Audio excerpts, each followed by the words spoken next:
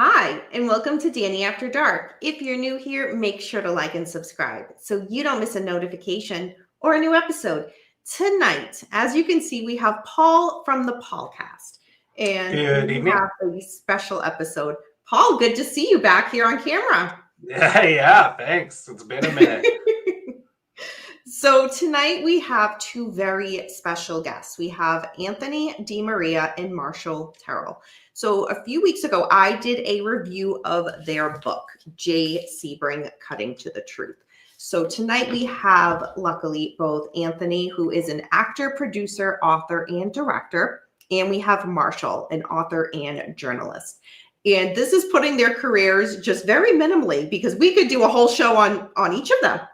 Oh man, it's so cool being able to talk to them because both of them just like it's stories. And it's really neat, and we're excited to get you guys to get a peek into that. Absolutely. So with tonight's show, we'll be talking about, again, Jay Sebring, Cutting to the Truth, how the book was formed, and as well as a lot about Jay, to learn about him, his life, his career, because this really has not been done before, and it's about time. It's about time. And we're doing this in two parts, right? Yes.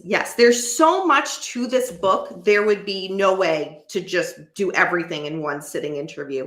I mean, I did just a kind of, in a nutshell version of a review, and that was 3 hours. So yeah, no way to do it. Yeah, we're going to do two parts. So tonight we'll be focusing again on the book and how that came to be, as well as Jay himself. So, and y'all, at the very end, if you have any questions, they will be answering questions. So make sure to keep those in mind, and we'll get to that later. So without further ado, let's bring on Anthony DiMaria and Marshall Terrill. Hi, guys. Hello. Hello. How you doing? Good. Thank you both for being here tonight. It's really good to be able to talk with you. I know we've been messaging a lot behind the scenes, but to be able to discuss this book. Well, it's an honor actually to be here and with both you and Paul, and thank you again for your regard and the attention and your focus on Jay's life story. We really appreciate it, and I'm thrilled to be here with also Marshall, my friend and co-author. Awesome. Well, thank you both. It's awesome. It's awesome to have you, and it's cool because it was so close to your book review. This thing, so it's all still fresh in everyone's mind, and they'll have their questions, and Danielle will have it all sorted out, and I'm just here for comic relief. Oh boy, ain't that the truth? So before we dive into the book, so Anthony and Marshall, tell us a bit about yourselves.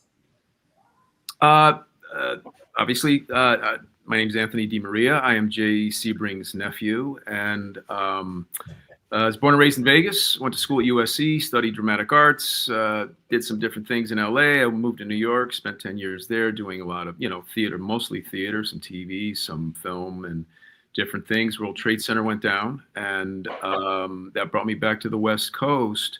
And I really started going through some things, and that was very pivotal for a couple of reasons, because it got me to look into other aspects of life and in terms of what I wanted to do.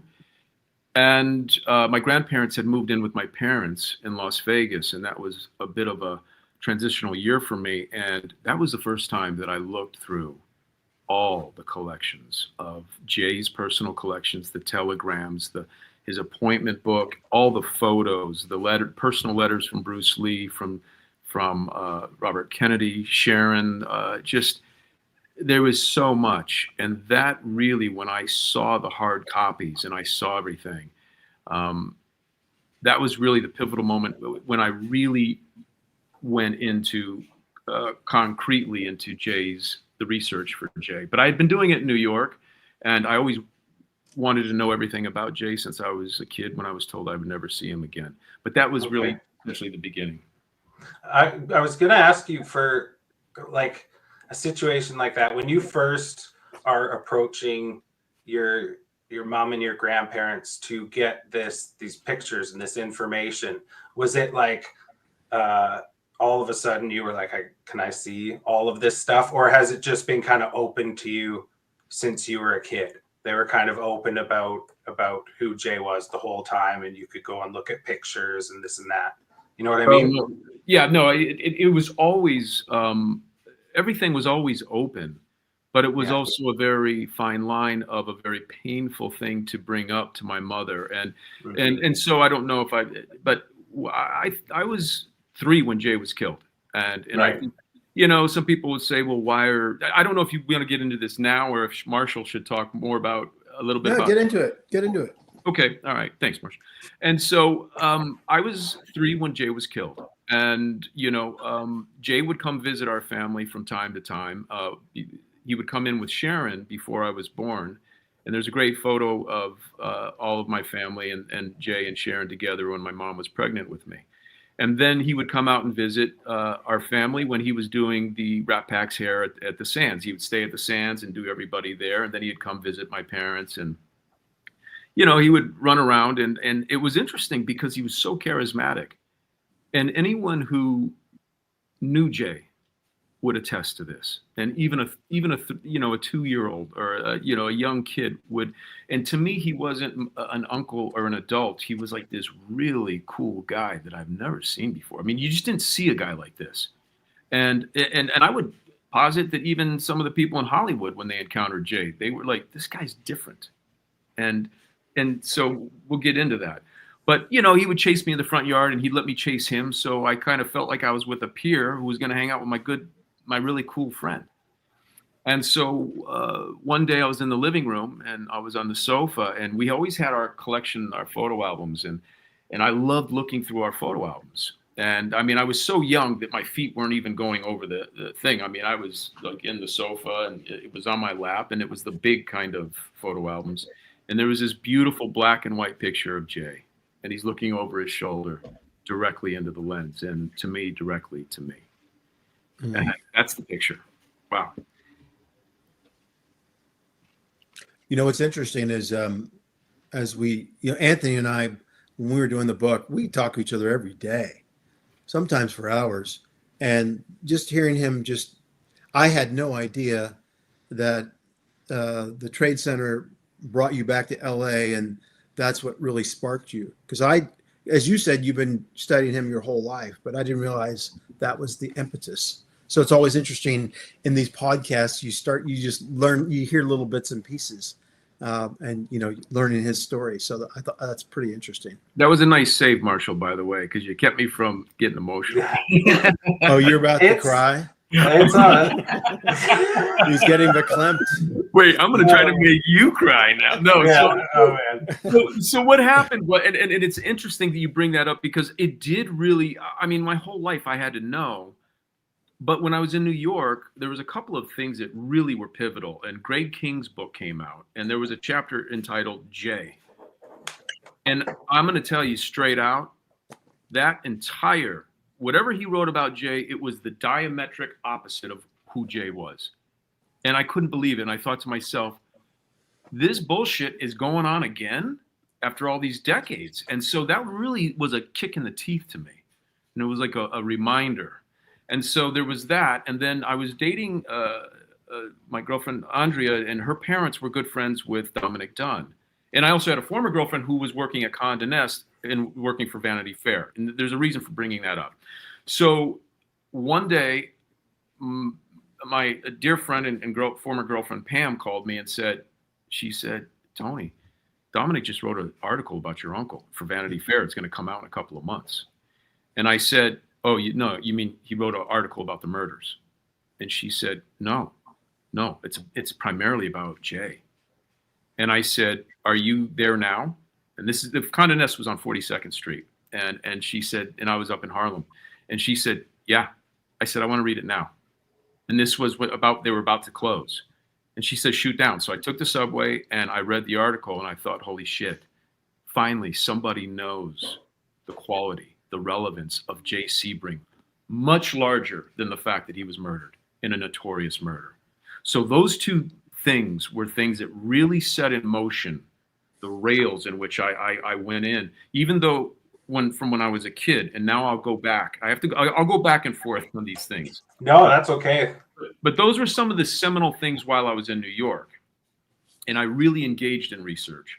But when the moment I was looking at that picture of Jay, And my mom came, it had to have been on a weekend because I was there and she was there. And I don't know if she was doing laundry, but she walked by and said, Mom, when am I going to see him again? And it wasn't, when am I going to see Uncle Jay? It was, when am I going to see him? The guy that is so cool. And when are we going to play? When are we going to do the things that we do and we're going to do? And I saw a look in her face that a child is not used to seeing.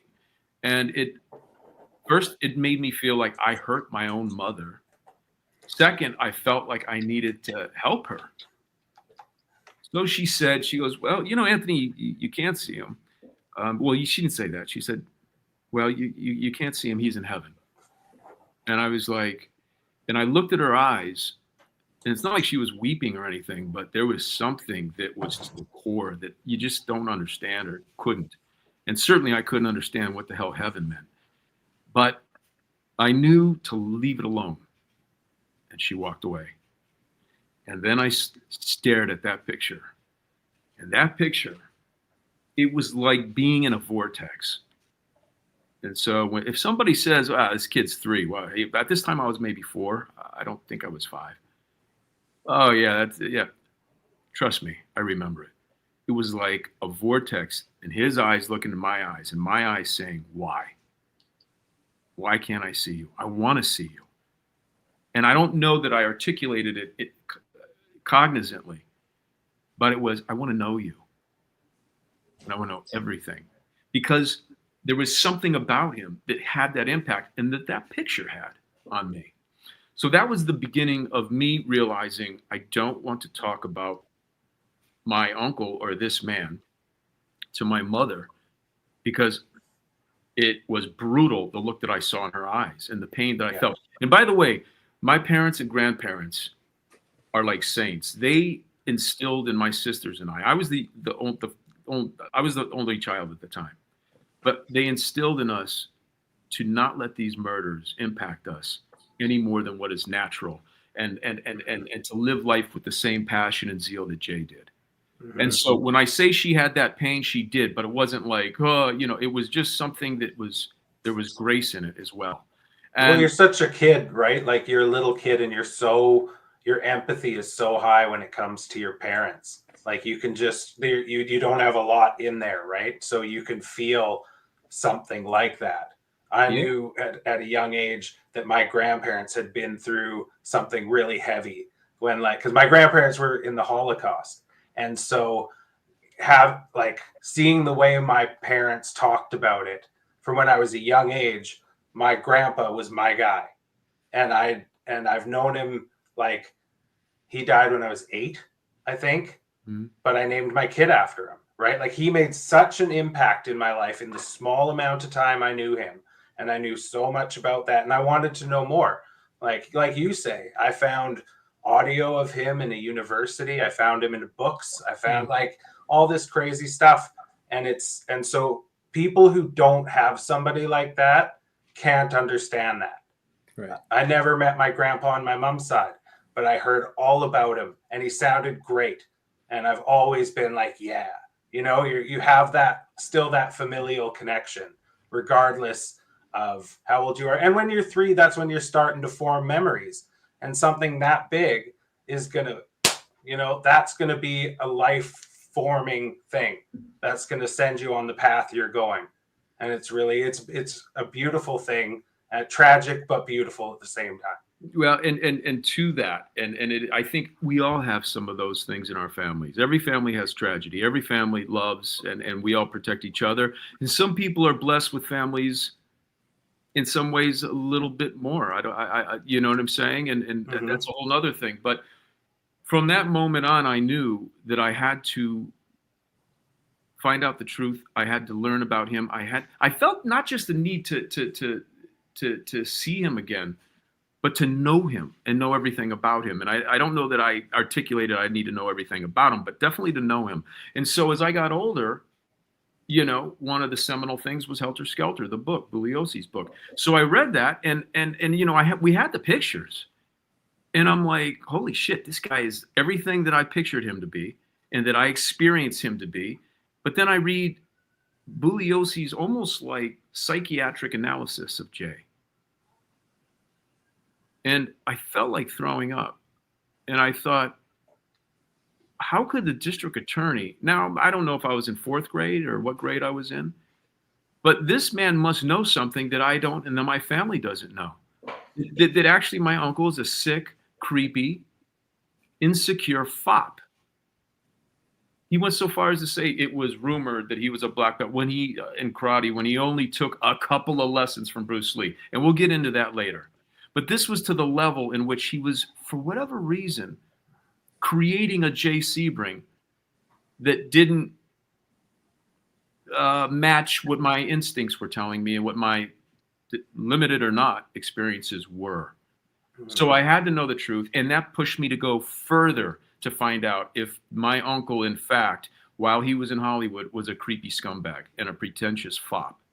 So I was prepared to learn the truth, and I went on my own personal journey, whether to know the truth, whether I liked it or not. And I want to finish just the point about Andrea. When Pam told me about this article, and I read it, and we had dinner after that. And the next morning I called Andrea and I said, Andrea, can you please ask your parents if I can send Dominic Dunn or his address? If they could send me his address so I can write him a letter. And I did, and they did. They were very kind. And he said he was battling cancer. And he said, so the best I can say for now is I'll refer you to my barber in Beverly Hills, Joe Torrenueva. So that was the next step. And I was still living in New York at that time. So I think I've covered enough there. I want to hear what Marshall, I mean, if that's okay. Yeah, no, that's absolutely fine. That's before Marshall starts, though. I have to say, like you said, you were in grade 4 when you read Helter Skelter. You were really young, hey? I might have been 3rd grade. Whenever I could start reading, yeah.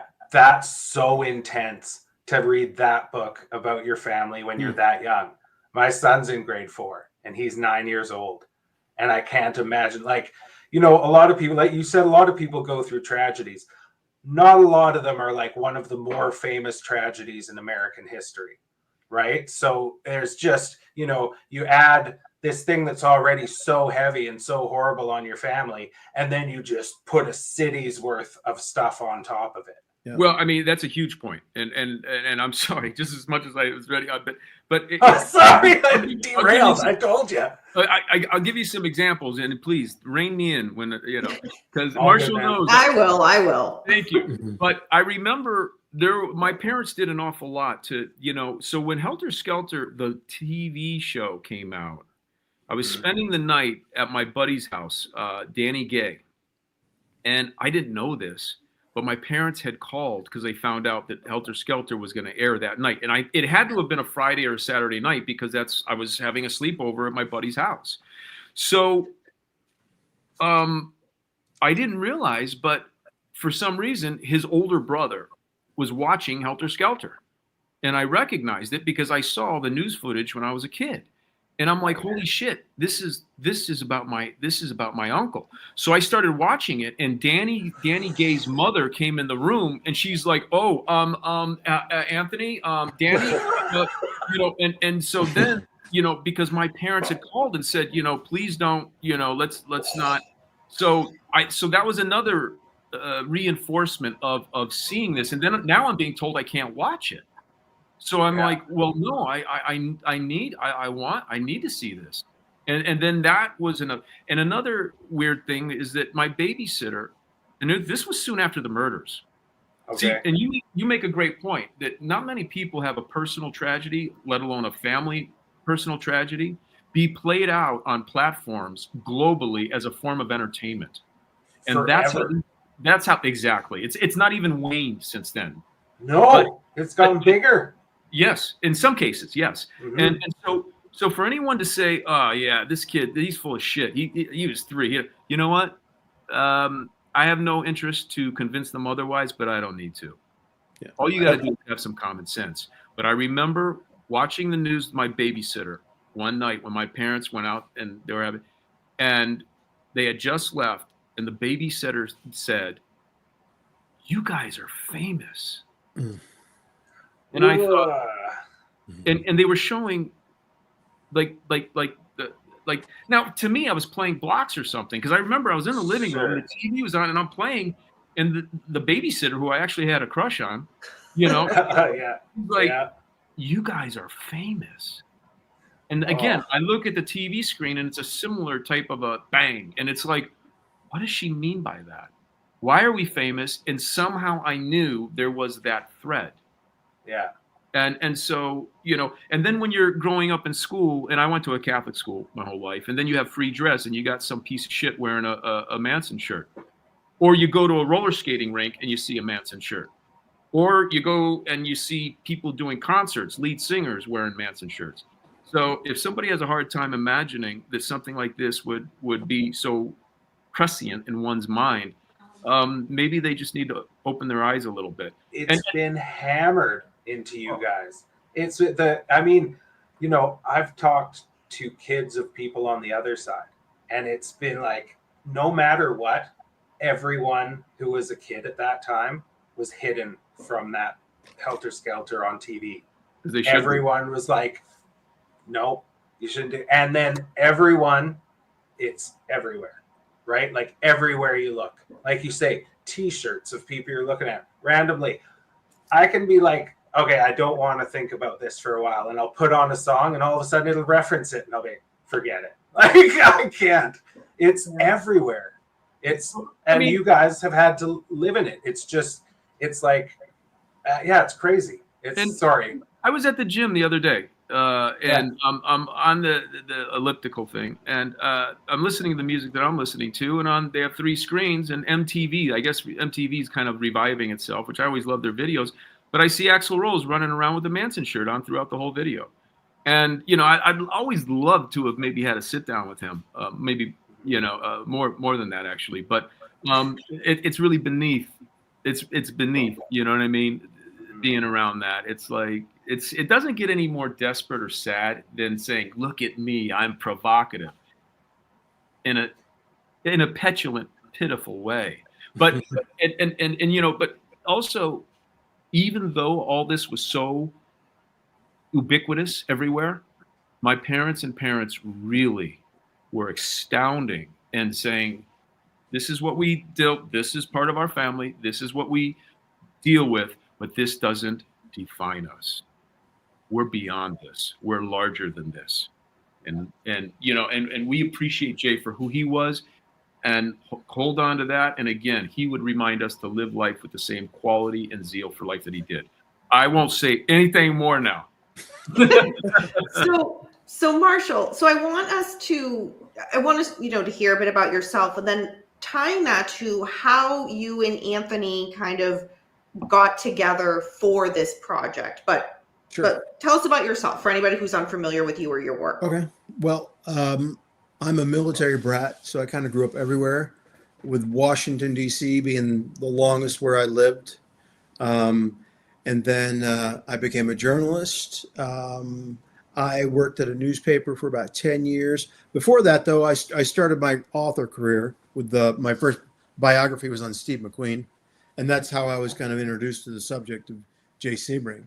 So, Anthony and I've been joking with Anthony. I've written about Jay for 30 years, but I really never knew who he was. And that's kind of the truth, because I just, again, and I'm guilty of this, and that is, people are so easy to dismiss others. Oh, Jay was just a celebrity hairstylist, and he just cut a lot of celebrities' hair. But, with this book, Anthony taught me, well, yeah, he was a celebrity hairstylist, but he revolutionized the industry. And he had so much thought and energy put into what he did and his branding, his empire. That's when I really started to get into, who Jay was. And how I was first introduced to the Helter Skelter story was the television series. I was 12. And if you recall, and I think it was it was 2 nights, if I'm not mistaken. Yeah, it was, yeah. At the end of it, and I'm watching it with my mom, and at the end of it, it's like, he's up for parole in 1978. Can you imagine what a 12-year-old kid? What, Mom? And they just had to chuck that in there too, right? Yeah, like, he's kind of rocking his chair at the end, and then freeze frames. eligible parole in 78. And I look at my mom and like, you know, I can't sleep that night.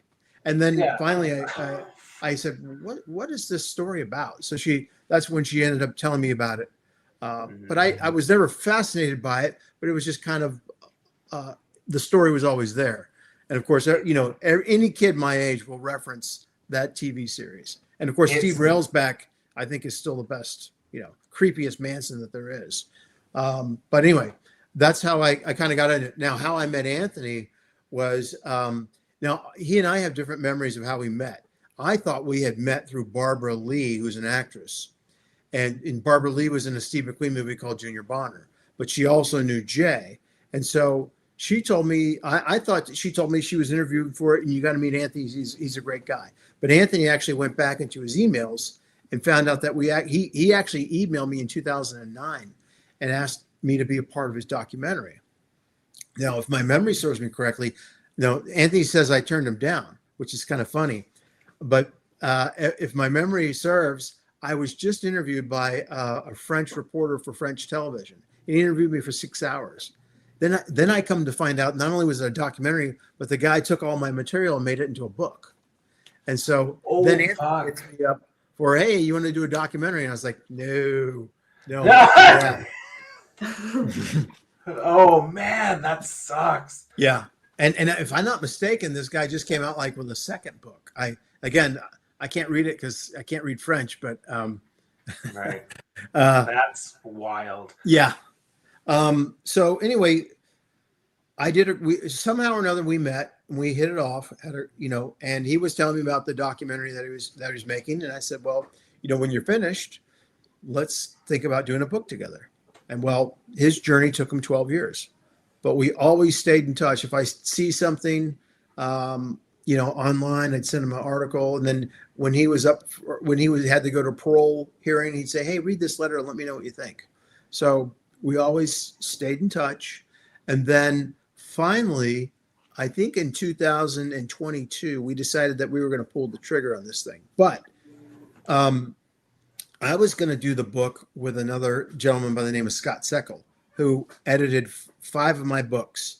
And Scott and I worked very well together. And actually, Anthony met Scott. We all had a nice dinner at what's that place that we love, the Italian place? It's called Pace on Pace. Laurel Canyon. Yeah, great place. And those two in particular, Anthony and Scott, really hit it off. So the original concept for this book was going to be that it was going to be Scott and I with the cooperation of the DiMaria family. Basically, that was Anthony's role, and Anthony was going to supply everything that he did for the book. And then Scott, at 56 years old, he mysteriously died. I think he had an artery clog in his neck, and then he died suddenly. And then I said, okay, well, guess I'll just, you know, take it on my own. And then Anthony and I were still going to proceed as such. And then I think I wrote the first 11 chapters of the book, and Anthony was so helpful getting all that information to me. I just finally said, Anthony, why don't you become my partner like Scott was going to be my partner? And so that's how it worked out. And, you know, his writing style is very similar to mine, and it all jibed very well. So it was very natural. But, you know, it took 3.5 years of collaboration. And again, that meant nightly phone calls, me learning about Jay. The great thing, though, was that I had that history of 60s Hollywood, because as I told you earlier, I started coming to LA in the early 80s and interviewing people for the McQueen book. And so I already had that industry knowledge. And so that it was just natural that Jay Sebring would you know, be in my wheelhouse. The names are a thing, I think, in all of the books to do with either this subject or Hollywood in general. And there are so many names to that you hear that just kind of, if you're familiar with them, then you seem to get more out of it. And I can imagine by the time you're looking at this, being that Jay talked to so many people, and did so many people's hair, like everybody, right? So every Everybody. name you can think of is flying at you. And the people that probably he didn't do their hair, they probably couldn't afford him, is what I'm thinking. Right, yeah. But the thing that a lot of people don't understand is, and we'll get into it more later, is there was a lot of barbers and a lot of hairstylists that were working in Sebring salon, right? There was the two different sides, and there was a lot of people working there. So it wasn't necessarily like it was just Jay doing this thing, right? Not a lot of people make it into the full-on business it was, or look into the business of it at all. Right. And I imagine it was, and Anthony can back me up on this. I imagine hair salons were mostly, I mean, you had your barbers, but I imagine hair salons were mostly probably run by women, and Jay had to educate men. So that was another thing too. Is like he had to educate men that this wasn't, sissy stuff. This was, Right. This was like, you deserve to look good, and here's how you can look your best. Yeah. So those sorts of things always that appealed to me, and of course Anthony educated me on all of that. Yeah, just to go back to the process. I mean, it was interesting because I was trying to get to interview, because there was a chapter of everything, right? And so the doc, there was going to be a chapter on Steve McQueen and Bruce, and little segments. And so for a series of reasons with Neil and Chad McQueen, they were not either interested, or they were having me talk to attorneys, and clearly it was we weren't going to be doing any interviews.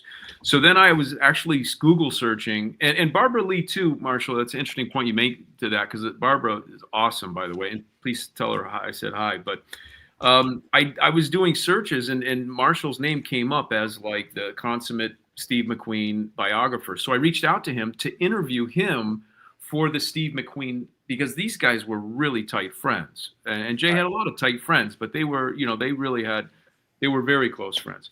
So Marshall at the time said, I'm doing a book and I got this thing and blah, blah, blah. I can't, but I always thought that, I don't know if you remember this, Marshall, but I remember hearing that I always thought that Jay was just as interesting, if not even more so, than even Steve McQueen, because of, for different reasons coming up. So I said, and that's when Marshall said, hey, you want to do a book together? And I said, I would love to, but I have I think, didn't you have a film deal that you had a conflict of interest that you couldn't engage in another thing? So that was one of the reasons too, that you weren't able to do the interview. But then I didn't want to engage in a book when, by the way, Johnny Bishop and Chad Lane are unbelievable producers and collaborators and partners, and Voss Beretta as well. And I mentioned all three of them because they were like warriors for Jay's story. And Marshall, in the book format, was like a warrior for Jay's story. And they deserve credit for that, beyond the commitment, dedication, talent that they shared for Jay's story. I mean, it's amazing when you work with people like this in both the film and the book. And I'm honored to be a part of that. So then finally the film was released, and as Marshall said, not only would we correspond, but we would probably tell juvenile jokes and things that we can't talk about on this. I forgot. What was the trigger was Once Upon a Time in Hollywood. I saw the movie, my favorite movie of all time, by the way, and that's when I called Anthony and said, hey man, this is going to be, this might be Jay's last hurrah. Now that people are familiarized with him again, let's do the book. So that was 2020.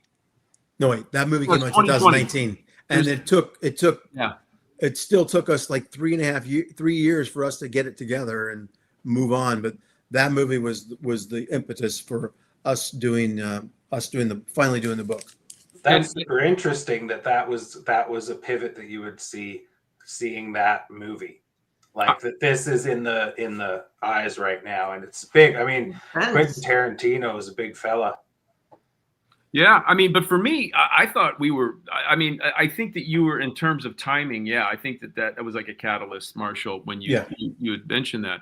But what was interesting is that sadly, when Scott, we had two people, Maria, my girlfriend, we were together for 12 years, and she had a battle with cancer for almost all of that time.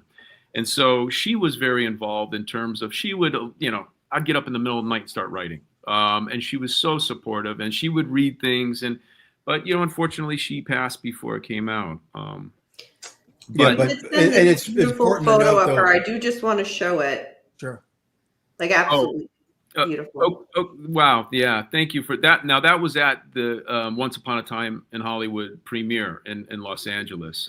Quentin actually invited Maria and I to it because Quentin, and we can get into this later, whatever, but I reached out to him several times because I was concerned about any kind of exploitation or even glamorization of the killers or anything that would malign the victims. And I was, so we did have 2 meetings. He was extremely, generous with his time and forthright, I found him to be. And Shannon McIntosh's producer as well. And ultimately, he says, why don't you read the script? You sign an NDA, you read it. I did. And then, so then I said, this script is as well written as I would expect, as anyone would. However, there are a few things that gravitate towards the Jay Sebring as portrayed, the victim as portrayed after death. And I said, I hope I'm not overstepping myself, but I have something. So I got a call in 15 minutes from Shannon. And then we set up another meeting. So I brought my computer and I showed pictures. And that's when Quentin said, can we have some of these? And what he meant was for his production, his design team. Mm-hmm. So, and I was really reluctant because these are Jay's and our family's personal collections, and no one had ever seen these. And they were for the documentary. And so I said, everything I do is through my family. And I spoke with my family, and my parents asked me in particular, what are your instincts on him? And I said, from what I'm getting, I think he's solid and he has integrity. It seems like. And they said, well, if you can, and Shannon had suggested that we watermark the pictures and make sure that, so that it didn't go anywhere else, they were watermarked. And so that's a good idea. So, yeah. And so we did, and we shared, I don't know, upwards of 60 photos, I think, of Jay's house, his shop, his cars, him, different things. And then they licensed 12 photos that were going to be used for the film that were actually at Jay's salon. And some people don't realize this. And I don't know why, but there was like 3 scenes at the salon that were not in the film. And so, and then when you see the documentary, we filmed Quentin at Jay's actual old shop. And that was the set of Once Upon a Time in Hollywood. And so we filmed it there, and I was really touched and moved that the 12 pictures that our family licensed were of Cameo Sebring, Jay and Jay's wife, and Jay's parents.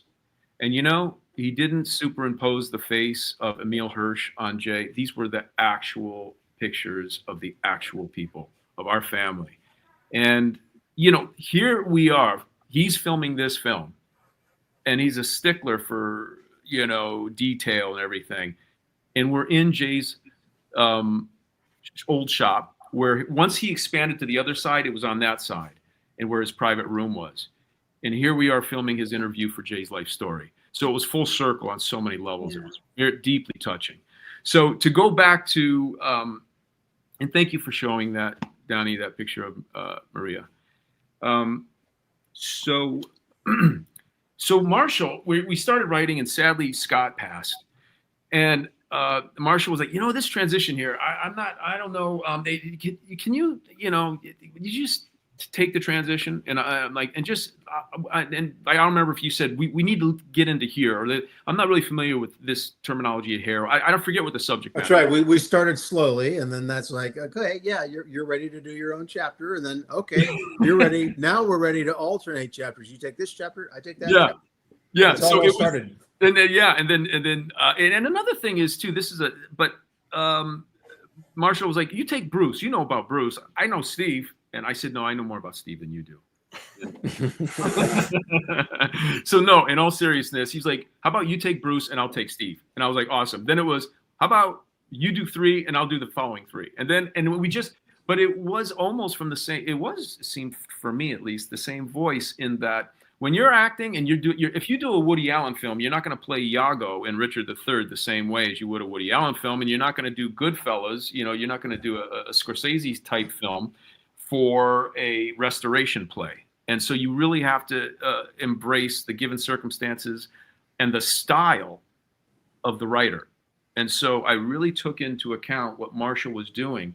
And I thought Marshall's approach was a very linear, not linear, but straightforward, factual, biography.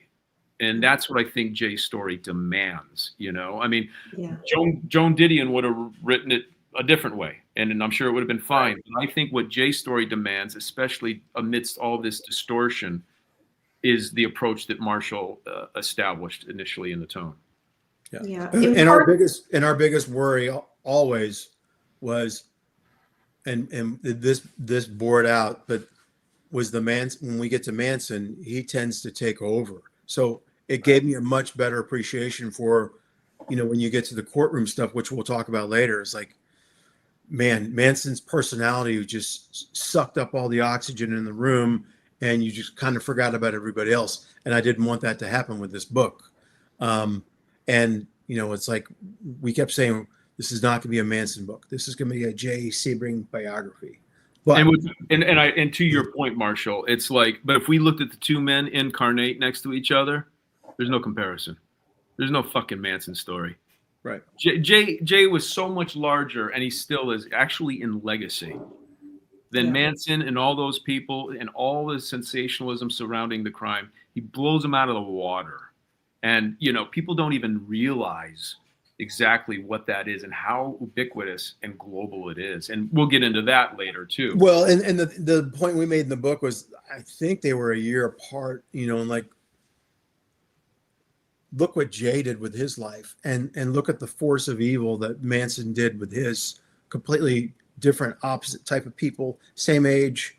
And they went in two different directions. It's interesting too. It shows because, the being parented well as a child is such a big thing. And like that confidence that Jay had didn't come from nowhere, right? Like any kid can be broken by their parents if it's a terrible situation. And so I think one of the weird things that I kind of came to learn throughout learning about this, because I came into it like everyone else, it's such just a part of the ether that when you're really looking at it, even if you think you're really looking at it, it doesn't feel like a real story. Yeah. Because it's movies and music and books and all this sort of stuff. And like T-shirts and heavy metal bands and Guns N' Roses and all this stuff. So you're so deluged by that you just don't feel it. And so when you look at the Manson story, we've been so what's the word I'm looking for? We've been so pressed into looking at like, the outlaws as something that's really like, that's the center of the story. And that was what was put out first. So everything else fell to the wayside. Right. And it's like, that's the problem with something like that. Every movie, like you don't have a lot of movies that are just straight up about like good people or people that do things well. And that's been so beaten and bludgeoned into people. I think that's why it ends up sucking the air out of the room so much. It's like a societal, I don't even know what the word, it's just gets in you. Mm-hmm. But you make a great point, Paul. It doesn't feel like a real story because it's not the real story. And it sucks all the oxygen out of the room because that's the narrative, that's the structure of how you package and sell this shit. And so when we understand these historical events through false premises and dramatic, distorted headlines and sensational headlines, it isn't a real story. And that is something that Marshall and I did, and what Johnny Bishop and Chad Lane and I did for the film. We're telling the real story, and there's only certain things you can do in a feature-length film that you can do in a film, but you can't do in a book, and vice versa. And what we really examined was not just Jay and his real story. And what's interesting, and you've all tapped into this, here's a man who's doing these things that are way up here. He's elevating society. He's creating industry. He's changing people's lives for the ages. And then you have this group of people who are saying, no, fuck society. We're the counterculture. We're doing nothing with our lives. And the only way we exist is through misdemeanor, felonious crimes, whatever. And then a fuse is lit, particularly the drug burn and attempted murder of Bernard Crowe. And then it turns into a catastrophic, murderous rampage. Okay? So then these fucking pieces of shit who do nothing in life, the headlines break, and this man is here, and these parasitical pieces of shit who do nothing in real life are up here. Mm-hmm. Yeah. And it's still like that. So much so that in the parole hearings, they posit themselves as the victims. It's that twisted. It's that perverse. And that's why I'm so proud of what we did in this book, because we reveal the Manson gang for what they were. Yeah. Void of any false premise or stereotype or sensationalism or distortion. They're a crime gang. That's all they fucking are. They're not followers. They're not disciples. They're cold-blooded killers. That's what they are. And when we look at it like that, I think I'm going into stuff we're supposed to talk about later. No, it's okay. And you know what? I'm gonna, as soon as you're done there, I'm gonna brush against something there too, because you bring up a huge point about that. Sorry, go ahead. Finish. So when we look at like what they were and the reasoning for what they were, there's no darkness. There's no room for what was it? Was it a race war they wanted to create? No, that's silly. Everything's mutually exclusive. It was an element, but what these people did was completely through unified criminal motives and intentions.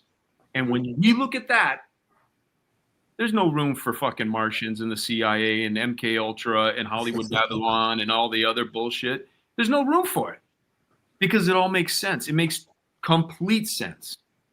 You know what I'm saying? Yeah, and you We have a comment here that you nailed it.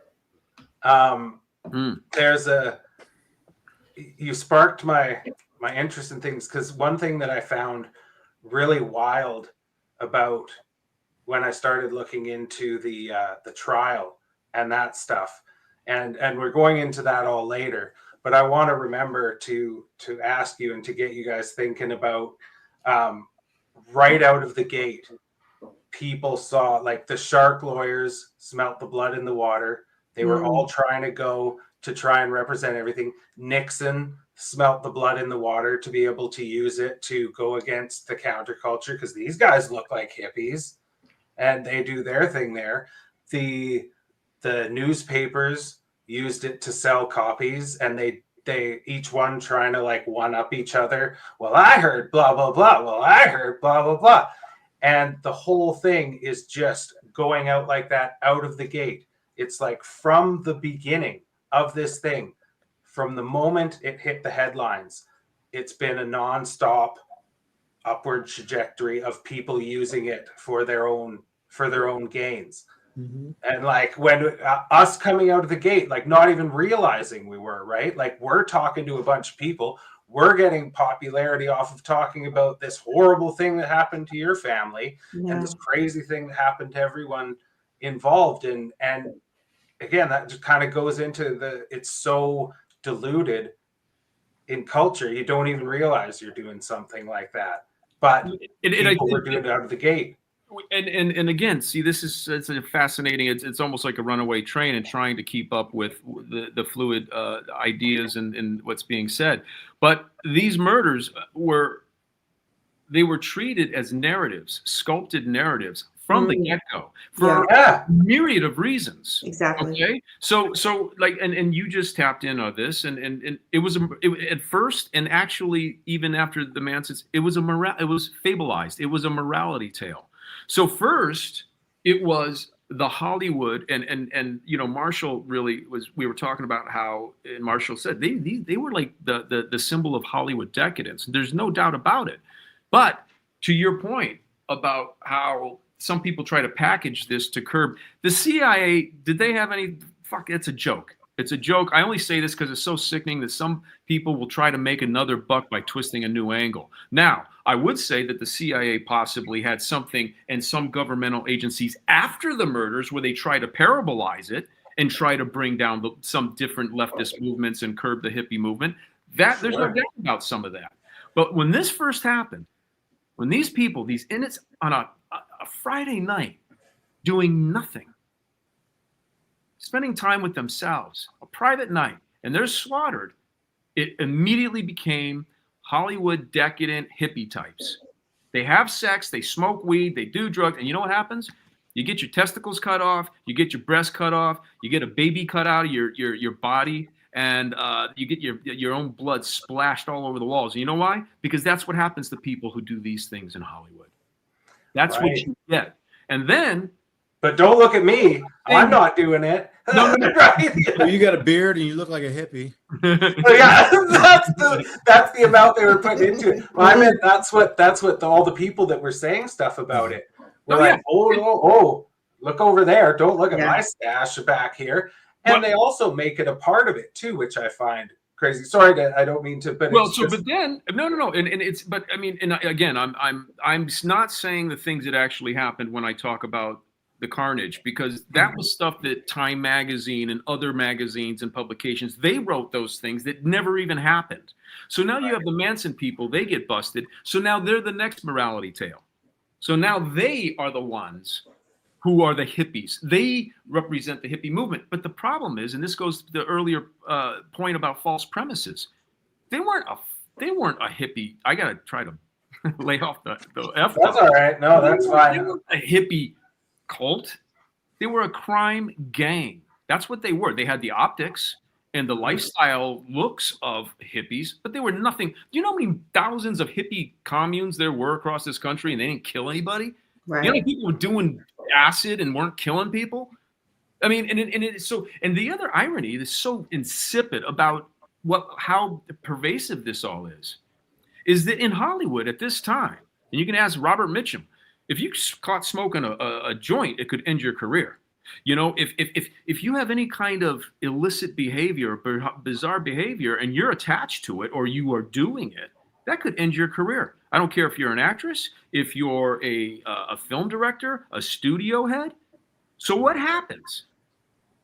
The news comes out and everyone runs for the hills. Nobody has anything to do in Hollywood with any of this stuff. Not me. And Marshall, he pointed this out to me. Even McQueen for Pageant Magazine said, I didn't dig that weird scene. He's talking about his best friend. Yeah. There was that quote about him throwing Warren Beatty under the bus. Yeah. Pretty funny. But the thing what did he say about Warren Beatty? Oh, there was a field officer that knocked on his door asking him, you know, did he know anything? Did he know anything about all these sex and drugs? Because the whole bondage thing, you want to know more about that, go ask Warren Beatty. He would know about that. Mm-hmm. It was basically a deflection. But man, you talk about throwing somebody under the bus. Well, it's funny because like looking back at it, all that stuff was really like crazy taboo and stuff like that. And now they have like parties, like public parties that they invite people to that look super decadent and are all crazy and they're all doing stuff. I had a friend who worked in Vancouver, and there's this one place where a lot of celebrities would go. They'd shut it down for celebrities. And I think she said, as soon as they shut it down for celebrities, that's when they'd start doing their thing. You had like LL Cool J bucking lines off of a thing in a speaker in the middle with Justin Timberlake, and they're just doing their thing. And nobody gives a shit because we're, at this point where we are in time, everybody just, if you are in a lifestyle like that, you're going to party. Like look at rock stars and everything like that. But it's just so weird to see back then how it was such a black mark if it got out. Well, but I mean, but the thing is that if you are in those scenes and you are partying and you're doing some of those things that you're doing and it actually happened, that's one thing. But when your things are being described that are so outlandish and that things that people weren't actually doing, that's a different thing. And again, that's part of the fabulization. That's part of the morality tale. If you have sex beyond the missionary position, you're going to be killed. You're going to be killed. Yeah. And everyone knows, as you should be, correct? So here's the thing. Of course. So now everyone is like, not me, man. I'm not in that scene. I'm not. I didn't hang out at that house. And and they had hippie types coming to the house, and so everybody's running for the hills, and nobody has anything to do with this, right? Yeah. Because they don't. It's self-preservation. I want my career. Okay, I don't do drugs, and I'm not freaky. So now they arrest the Manson people, and there's no connection to any lifestyle, to anything. There's no connection to the victim's own demises, their own slaughter, none whatsoever. And yet the media coverage is so massive that some of these Hollywood types can't resist to be part of it now. Now they want to be part of the show. They want to be interesting. They want to be part of history. So now they're saying, I was supposed to be there that night. Yeah. Right. Yeah. You were supposed to be there that night. So, so again, this is something that is so, again, and I wish, what we did in the book is we look into the anatomy, the psychology of some of this twisted stuff. Now, I get if somebody says, hey, man, I do smoke weed and I have done some coke and I have done that, but in my house, but I don't want to be a part of it. So I'm going to run off and say, I never hung out with that guy. Those guys, the dead guy, he'll tell you the dead guy's the one. He's the one. And so everybody's that, but there's a psychology and an anatomy in all of this. And whether it be self-preservation or whether it's for self-promotion, once it's safe for you to come back in the picture and somehow be relevant. And then there's the other thing for most people is to say, you know what? Is it possible that my family and I could be slaughtered with our own butcher knife and our carving fork? And I could be stabbed while I'm restrained against my chair 26 times and have a carving shoved through my thorax to the hilt and a carving fork shoved through my abdomen? And I'm stabbed several times, but then I listen to my wife being killed, stabbed 46 times. Could that happen to me and my wife? No, because I don't do what those people did. Right. I can't be killed, shot, stabbed, bludgeoned 56 times because I didn't do what those creepy people did. So now people are insulating themselves from a horrifying fate, and they do it with everything. That still happens today. That's exactly right. It's exactly right. So if somebody has cancer and they die at the age of 40, did he smoke? Did she smoke? Did they a nuclear reactor? Because we need to make sense of this stuff. And it insulates us from things that are horrifying. And that is another reason why so many people get so twisted and so full of themselves, either by insecurity or their salacious desires. And that is to explain the unexplainable. People don't realize that half the time, horrific shit happens randomly. I'm sorry. So that I just, and no, that's okay. It's interesting though that you also we were bringing up all of a sudden it seems like a meal ticket once it's not on the Hollywood spotlight of everyone going off, because in those Ed Sanders files, lots of Papa was offered, doctors and all this stuff. And then it turns out that he said that he wanted the attention. He wanted it. He thought it could get him a writing gig or an acting gig or something. And then not only was it written in there, because you got to take Ed Sanders with a grain of salt the size of a house. But at the end of the only interview with Lots of Papa in the courtroom, the news guy makes sure to say, like he's been told, make sure you say this part. He's like, so you're available for writing and acting and all this sort of stuff? And he's like, yeah. Yeah, That's right. I'm there. I'm there. Yeah, I'm cool, man. And it was so funny that like those two things came together to be like everyone. Like you hear stories about like I don't know if desperation is the right word. Maybe it is, but just that like it's like in business. It's like the people who are the best at business will step over their own mother to get whatever they want. There's like a part of their brain that shuts off, and it's like it feels like that thing was a magnet for those type of people that wanted that. It's just like a big blob that's like over the whole thing of people trying to nuzzle into it so they can get eyes on them, not realizing that it's a tragedy. Like it's horrible.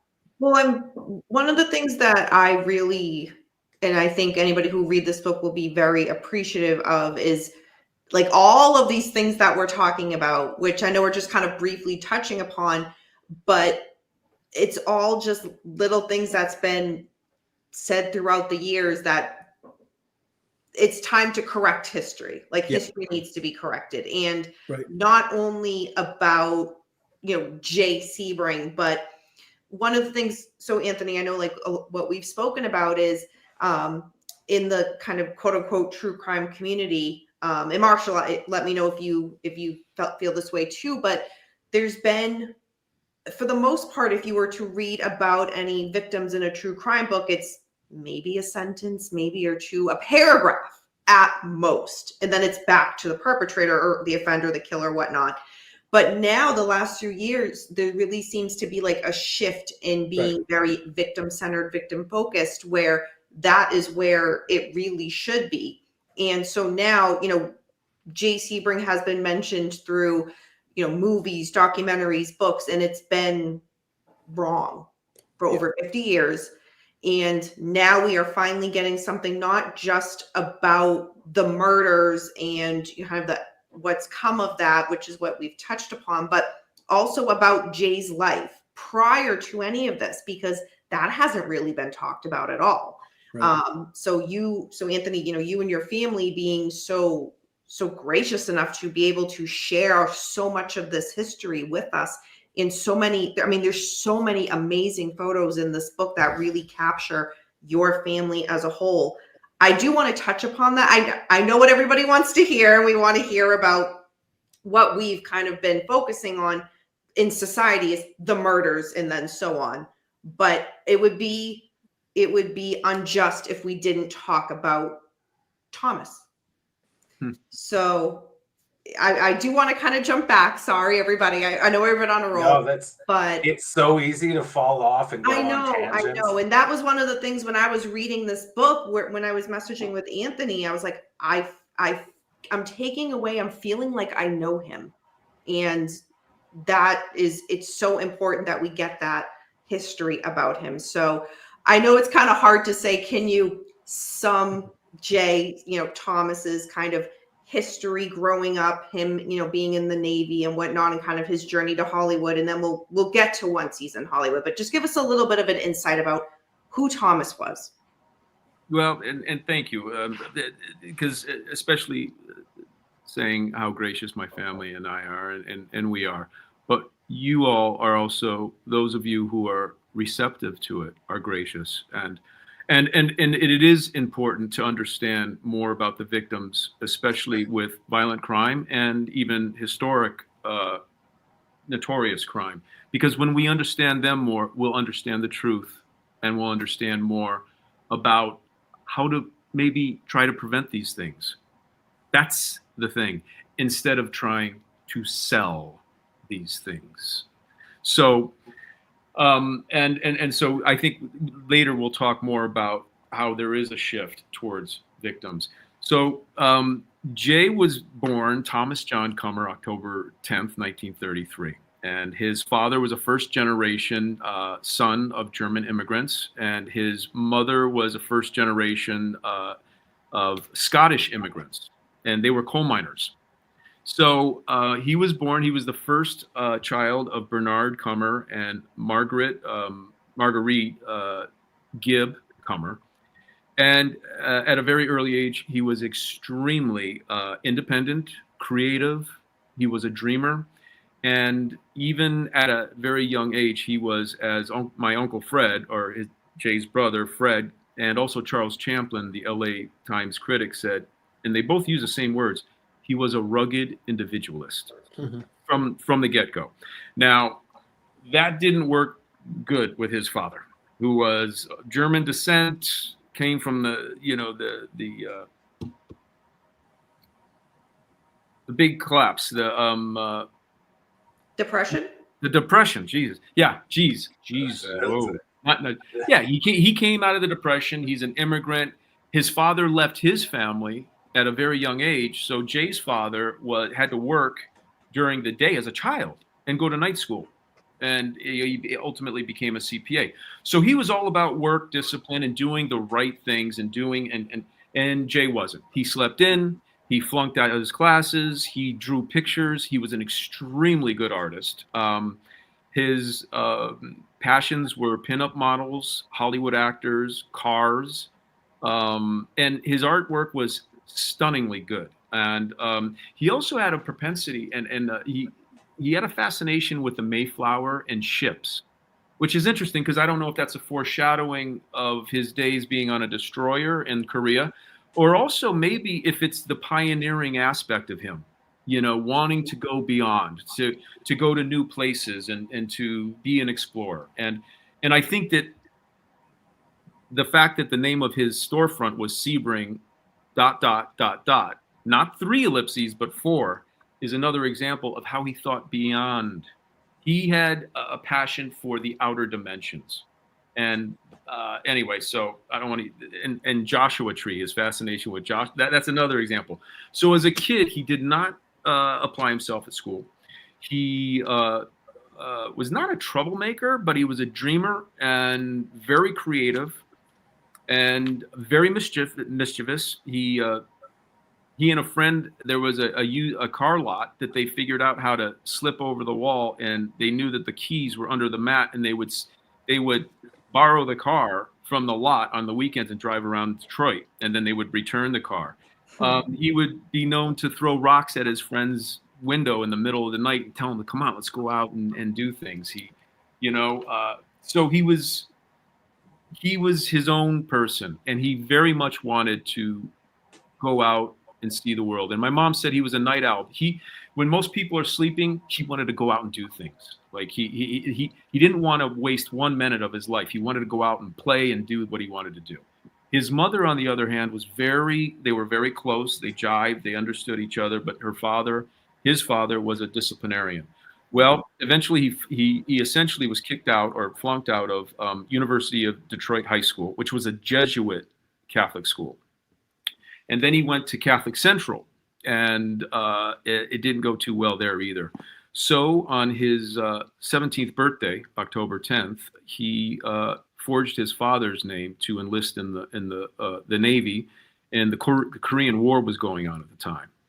And I think that he had thoughts that this would be his way to get out of the house and be his own man, and probably didn't realize that the discipline and the regimen that he was about to encounter was going to far supersede his father.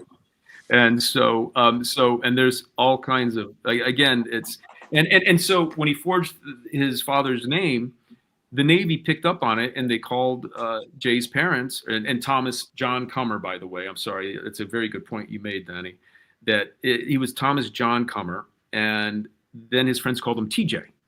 So he was TJ too. So they call him, and then I think there was a family conversation where they realized that maybe the military would be the best thing for Tom Comer. So he enlists. He was at the Great Lakes. He met a dear friend, Larry Longlot. And as my mother said, his looks and expressing himself was everything, his individuality. And when he got a Navy haircut, it was like the ultimate emasculation of him. He had big ears. His ears stuck out. So if you do a clipper cut with big ass ears, you're going to look like Dumbo. And I'm sure that mortified Tom. So Tom figured out a way to figure out what the Navy regimen, what the restrictions were. And he started cutting his own hair so he didn't look like the village idiot. So in doing that, some of his friends, like Larry Longlot, he would start cutting their hair.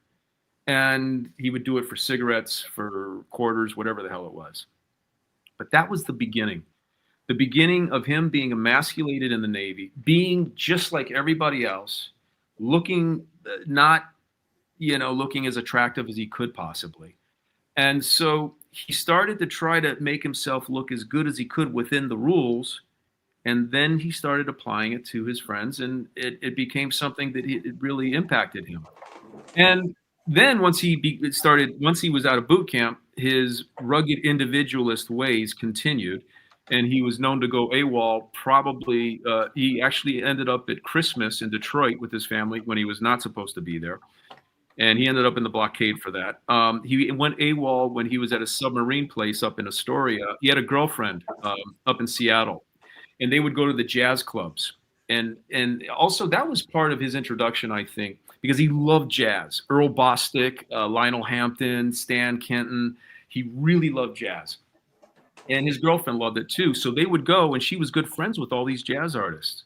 And then when he was assigned on a destroyer, they would dock in Long Beach.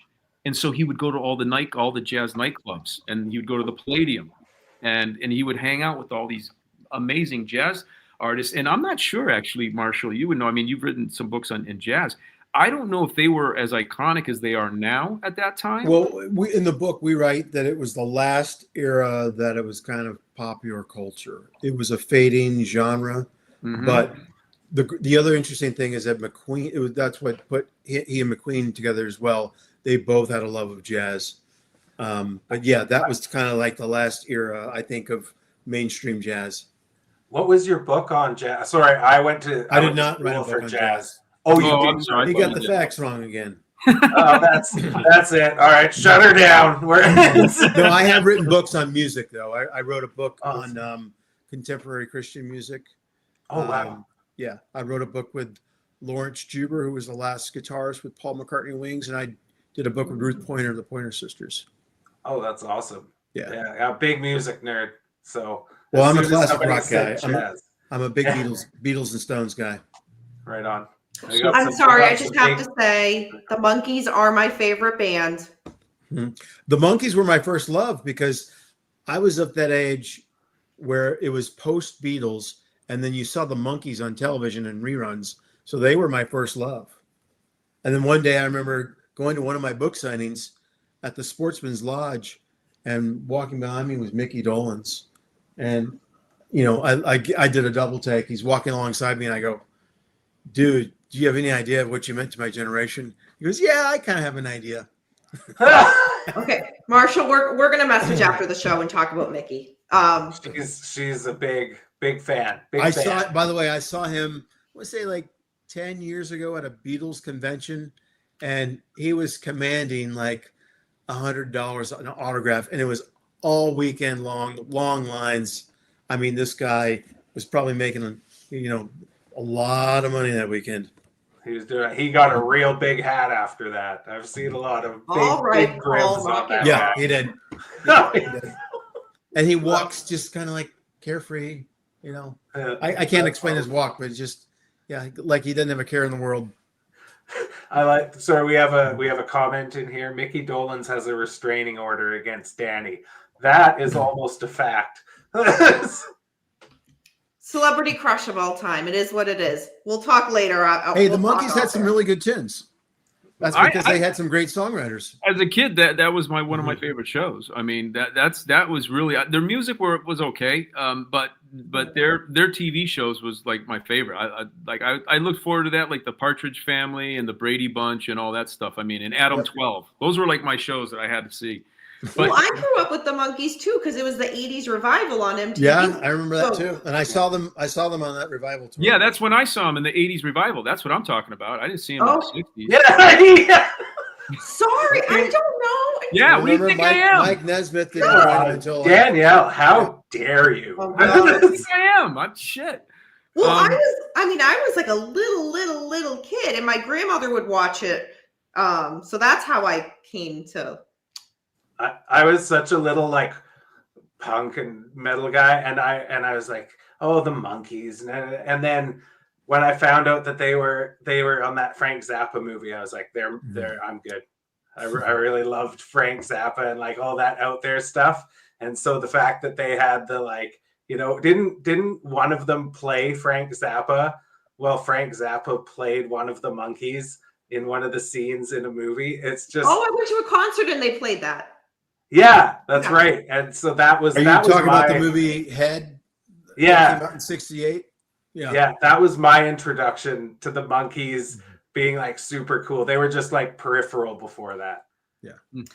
All right. Sorry, I monkeys. could talk all night about Mickey Dolenz, but yeah, we're going back. back to jazz. Oh yeah, so now it's so jazz, and that was when he would dock into Long Beach. He would go to the Palladium, the 5-4 Club, all these places. But I think he really got that's where his interest also. Although I'm not so sure about that, because even as a kid, he was drawing pictures of Hollywood actors, and so I think he kind of always had, like, he kind of knew where he was going or what he wanted to do, even though he might not have articulated it in his mind. So, but, his interest and his fascinations was in all his artwork. Women, cars, Hollywood actors, and a lot of movie sets, a lot of Western stuff, and those ships. But it was interesting, and this is Jay did get in trouble. He got into fights. I don't think because he was a troublemaker. But he got into a fight, and this is important because this is something that comes back to the polygraph with Roman Polanski. So Jay had gotten into a fight, and we have the disciplinary the write-up. The write-ups. But he got in a fight, and he got his tooth knocked out. And he picked up his tooth, and at the end of the fight or whenever, obviously after the fight, and he shoved it back in his mouth. And he kept it there. Now, I've talked to numerous dentists and said, is this even, it sounds like a folklore folklore story. Yes. And I said, is it possible for a tooth to be shoved back in your mouth and keep? And they said, it is, but it probably would be a dead tooth. Yeah. So there would be slight discoloration and discomfort, and it would give you trouble. So there's a close-up picture of Jay, and he has a metal band around that tooth.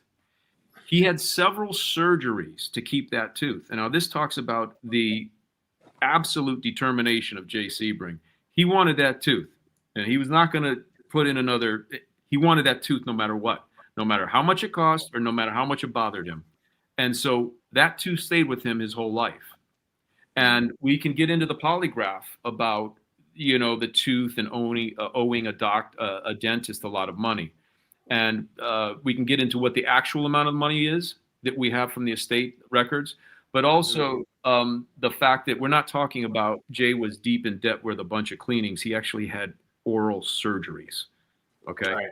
So that's it. So he talked one time about smoking a cigarette on the deck of the USS Ullman was the name of the destroyer, and thinking, what is there in the world that there isn't? What is it that I can contribute and give to the world that doesn't exist? So he actually kind of gets into the mindset of what his thinking was and how methodical and actually disciplined he was in how his approach to doing something and contributing something that is worthwhile and making a mark on the world on a larger scale than just an occupation. And so that was something, and he wrote a beautiful letter to his parents, and he said, you know what, don't laugh, but I know what I want to do. I want to cut hair.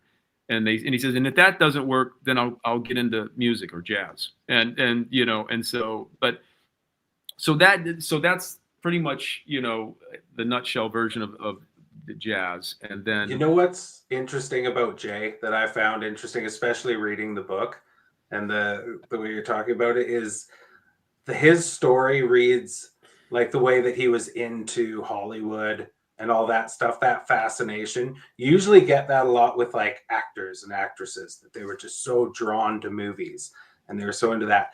But he, instead of going the way that like, there's actors, they act, I'm going to be an actor. There's movies, I'll be a movie star. He went like,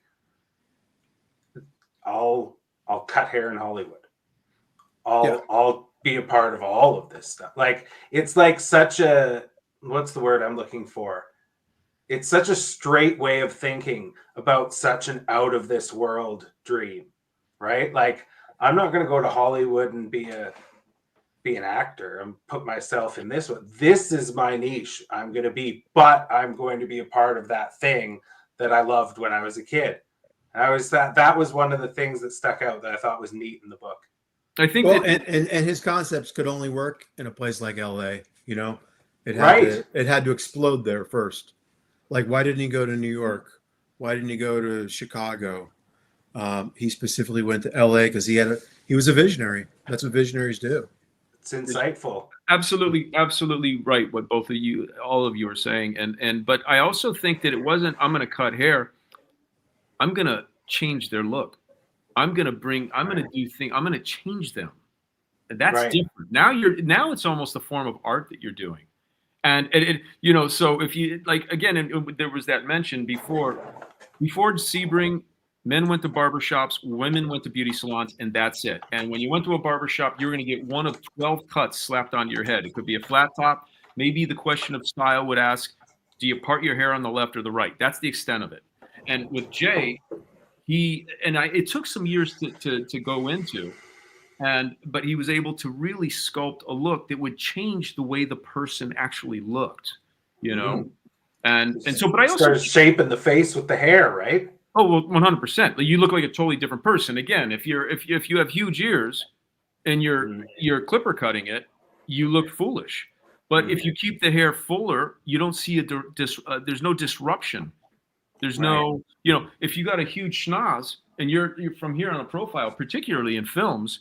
I was gonna say, why are we? Let's see, Paul, do the Like, why are profile, we Paul. singling Paul out? That's That's too not bad. a big schnoz. As soon as it was so funny. My grandparents went to my dad, were like, "You didn't get a Jewish girl, hey?"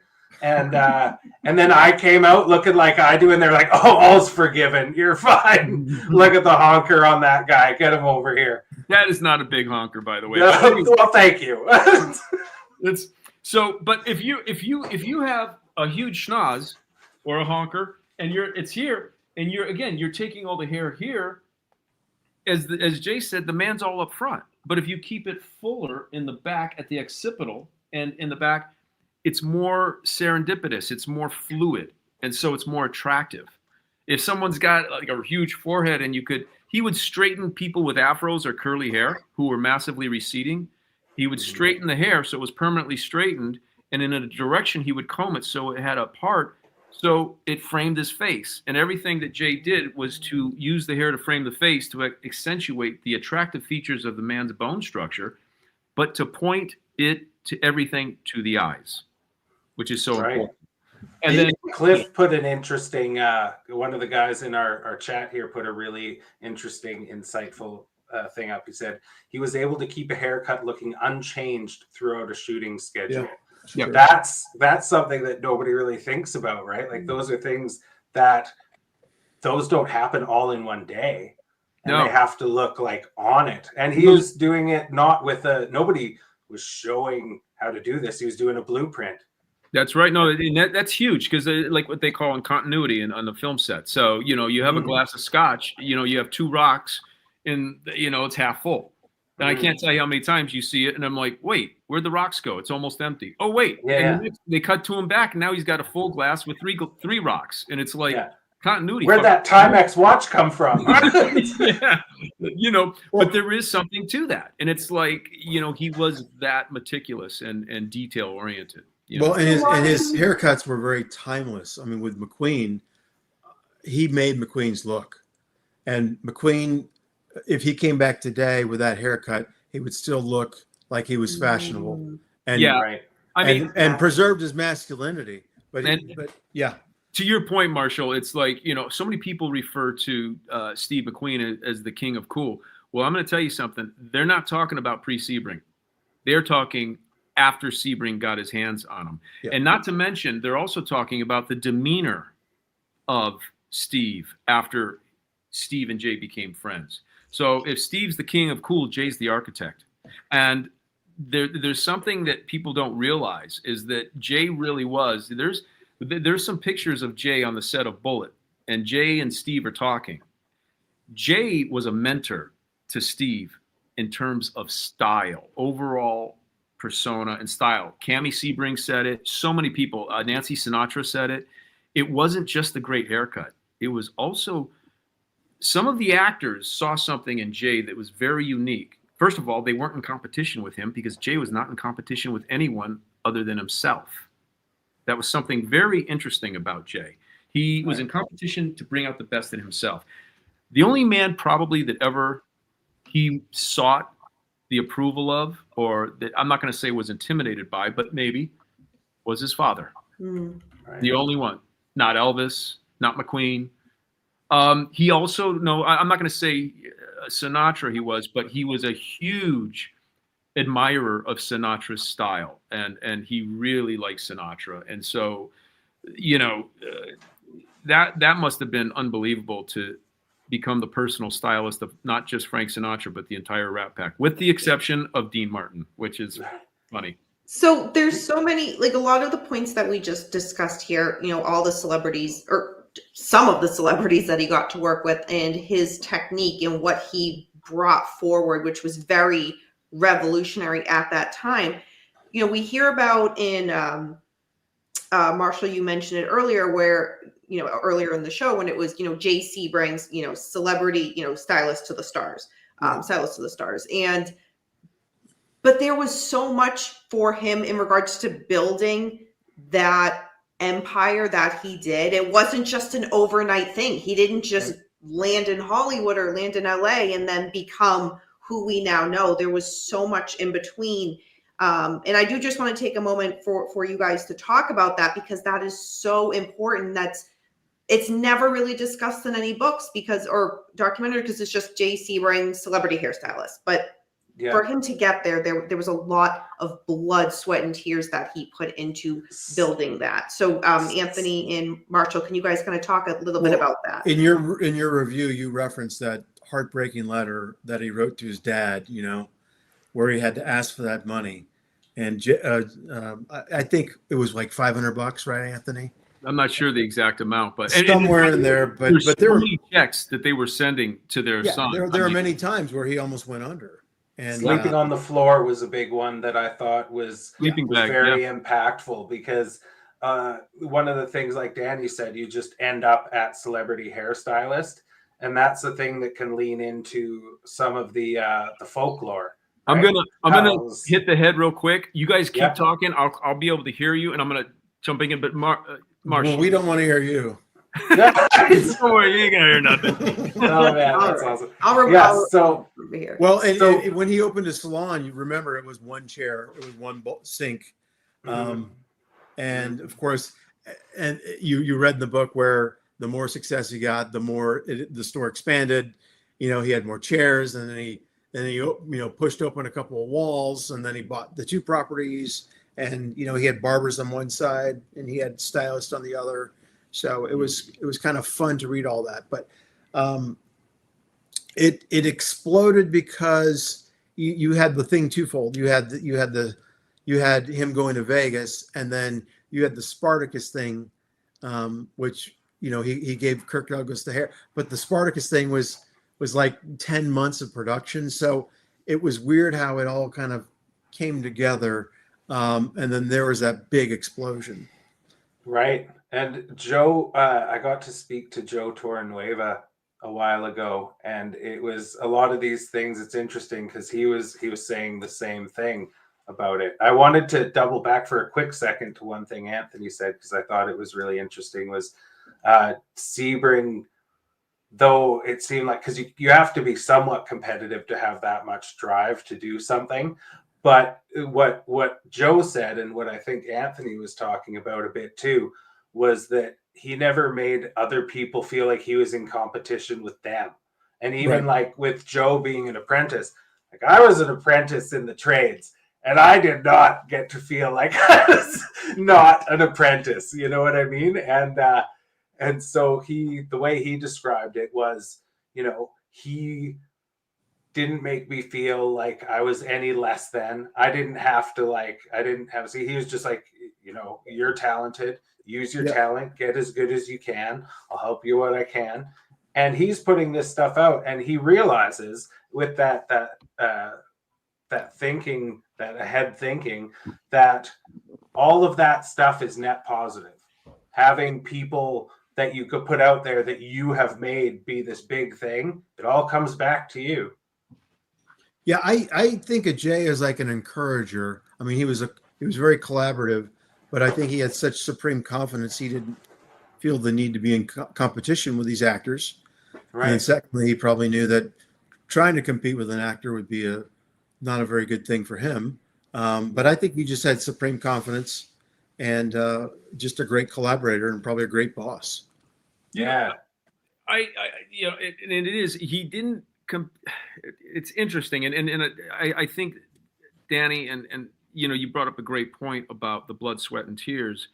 And really, if you think about it, I mean, so he has a sleeping bag in the back, and he meets this actress, Barbara Luna, and they're dating, and and she said he just had such great ideas, and he had this twinkle in his eye, and so he went through this phase where he had actually worked on Crenshaw Boulevard and done different things, and he worked for other people, and he didn't really care for doing styling of women's hair and the rollers and all that stuff. So now he finally was able to get enough money to start on his own, but then this is the shop on Fairfax. So he had that challenge, and he was really, really struggling. And so that letter that you guys referenced, that was all part of it. And as Barbara Luna said, he really was on his last dime. And as my mom said, I think that my father was kind of feeling like this was a bit of a pipe dream. Why would you style a man's hair when there's already an industry where every man on the planet is getting their hair cut? This is like a totally unnecessary, superfluous thing. There's no reason for this. Yeah. And as Marshall said earlier, Jay, that was part of the battle as well, even after he was successful, was to try to educate the masses and to say, hey, you know what? I'm going to shampoo your hair. I'm going to massage it, and I'm going to condition it. And the guy's going, wait, why are you doing that? No, it's okay. Yeah, I don't need you to massage my scalp. That's okay. Thank you. And it's creepy, maybe, right? Right. And so here he is, and he was struggling. And even Vic Damone said that when Barbara introduced me to Jay and I got my haircut, it was almost like I never had a haircut before. And again, there's something about Jay's cuts that are so subtle and so transformative at the same time. And you don't know why, but something is transformative.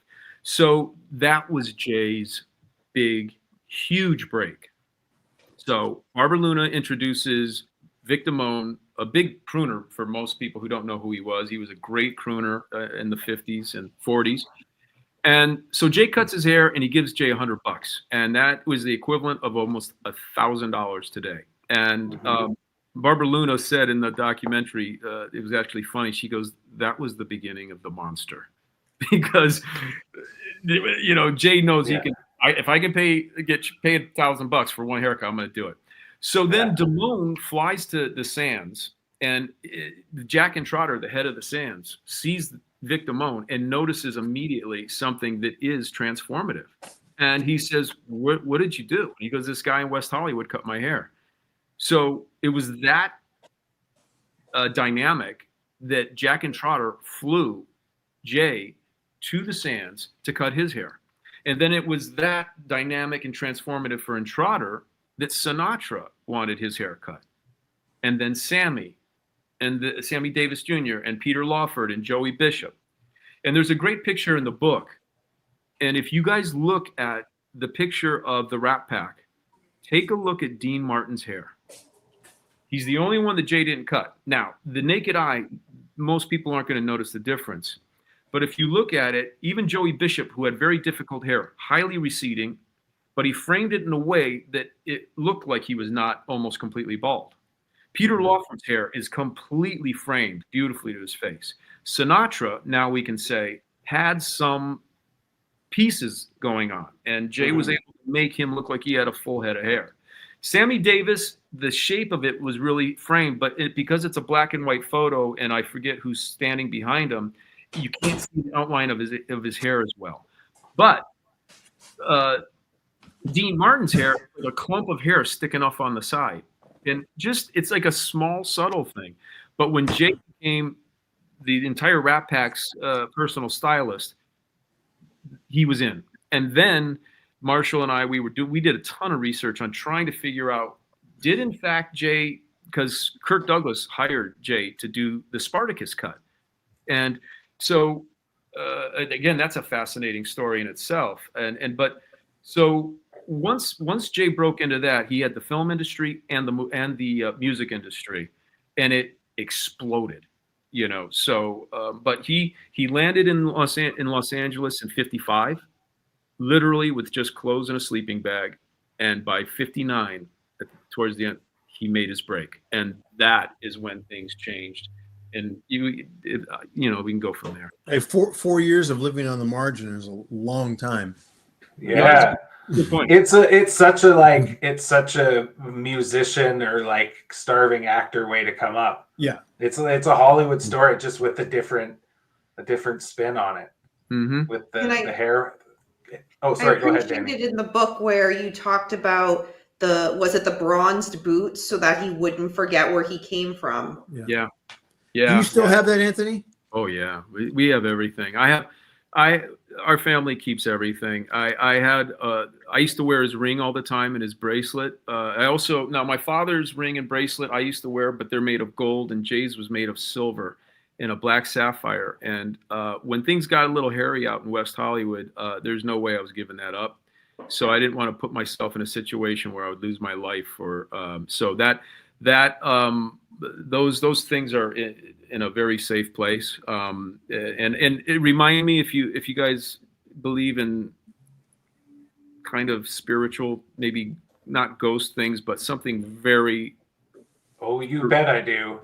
You're in good company here. I don't tell the story to a lot of people because they think, okay, that's hocus pocus. You're full of shit. But it had to do with Jay's bracelet and a parole and Susan Atkins's compassionate release, and we were in for a serious fight. And I thought the bracelet was broken because of what happened to it. And then I had it in Vegas, and I was flying from Vegas to the compassionate release hearing, and then I had to fly straight from Sacramento back to Burbank to LA because I had to be here.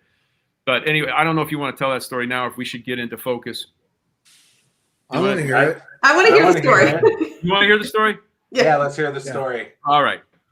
So the story, it was a bracelet similar to this, kind of like a rope, but it had a band, and it said Thomas John Sebring on it. And now, if you look at pretty much any photo of Jay, and you see a ring on his hand, that's the ring. And that's the ring actually he used for his wedding ring when he was married to Cameo, and his engagement ring when he was engaged with Sharon.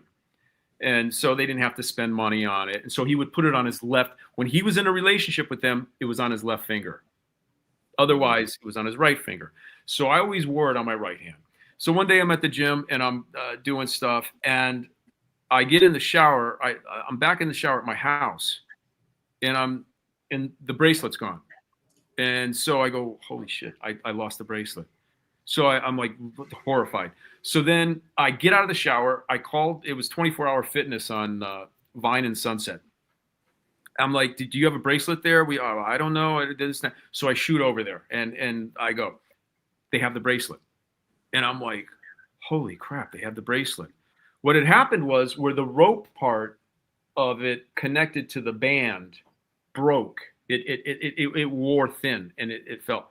So then I was like, okay, so I put it in a bag. And when I went to Vegas one time, I put the ring in the bag, and I was like, I got to get it fixed. And so, and again, so what ended up happening was, I don't know how much time later, but I was in Las Vegas, and I was gonna speak at Susan Atkins's compassionate release, which is different than a parole hearing.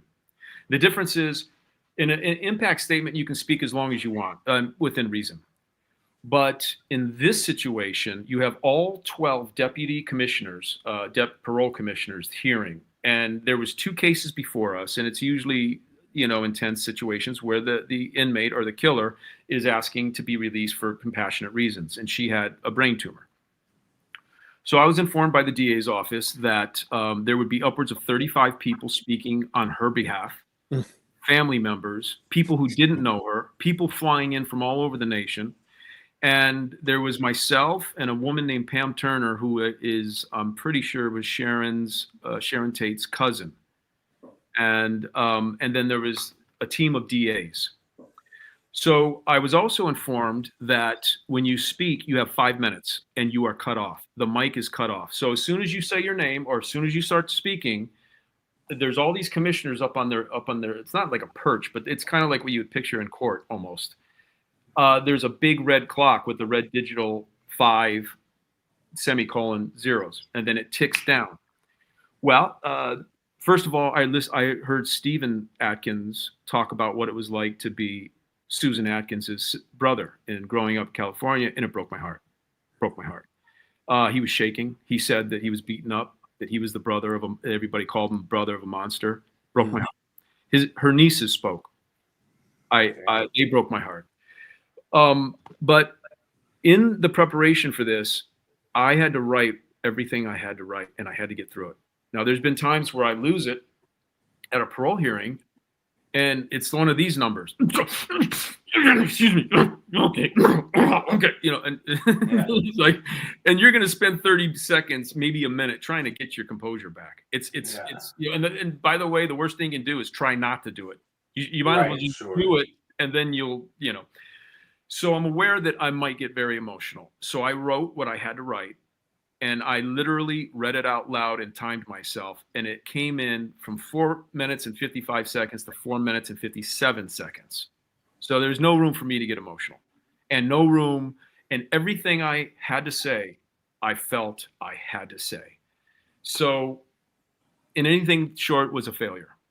And so I was feeling really like before a fight. It's like questioning everything, really anxious, really almost scared. So I'm in Vegas, and I think, you know what? I always want to bring something of Jay's. Sometimes I'll wear his belt, some jewelry, something of his. He did little I put things that he had in my whatever. So I go in my thing where I had it secured, and the bracelet's fixed. And I said to my mom, Mom, did you fix Uncle Jay's bracelet? She goes, No, Anthony, no. I know your father didn't. We didn't have time. No. And my youngest sister, Michelle's really she likes to do nice things, and she's 15 years younger than me, which is interesting. Like my mom's 12 years younger than Jay was. So she goes, maybe Michelle did. And I said, hey, Michelle, did you fix Uncle Jay's bracelet? She goes, no. I said, it's fixed. It was broken she goes, I go, here, can you put it on for me? And she goes, yeah, sure. Because it was one of these old clasps. They're weird. You got to do it like this, and somehow it stays on. So I put it on, and I have the ring and the bracelet on. So then the next day I arrive in Burbank, and I'm taking a cab to the Hyatt, Sacramento Hyatt, and I'm going to have dinner with 4 of the DAs. And so I'm sitting there, and I'm super freaking anxious and really, really like not feeling good. So I'm like, God, I start praying. I go, God, give me strength, give me courage. Let me know when to be kind, when to be fierce. Help me get through this, and help me be what I need to be for my uncle, my family. So, and then I said that, and send me signs on, how to be or what to do. And so I had my foot up on the back of the near the door. And as I'm leaning and looking out the window, a Sebring Chrysler drove by right when I said, show me signs. Now listen, okay. I realize I'm making that a sign because at the time it was every car in the street was pretty much a Chrysler Sebring, right? And I'm sure Jay would have thought it would be more appropriate if it was a Porsche Sebring. Yeah. Right? Or So anyway, I'm like, okay, I'll take that as a sign. So we have a nice dinner. We get in there, and now we're in this huge room, and there's like 8 different television news reporters with their news cameras and all this shit. So I'm super pent up, and then all these people speak.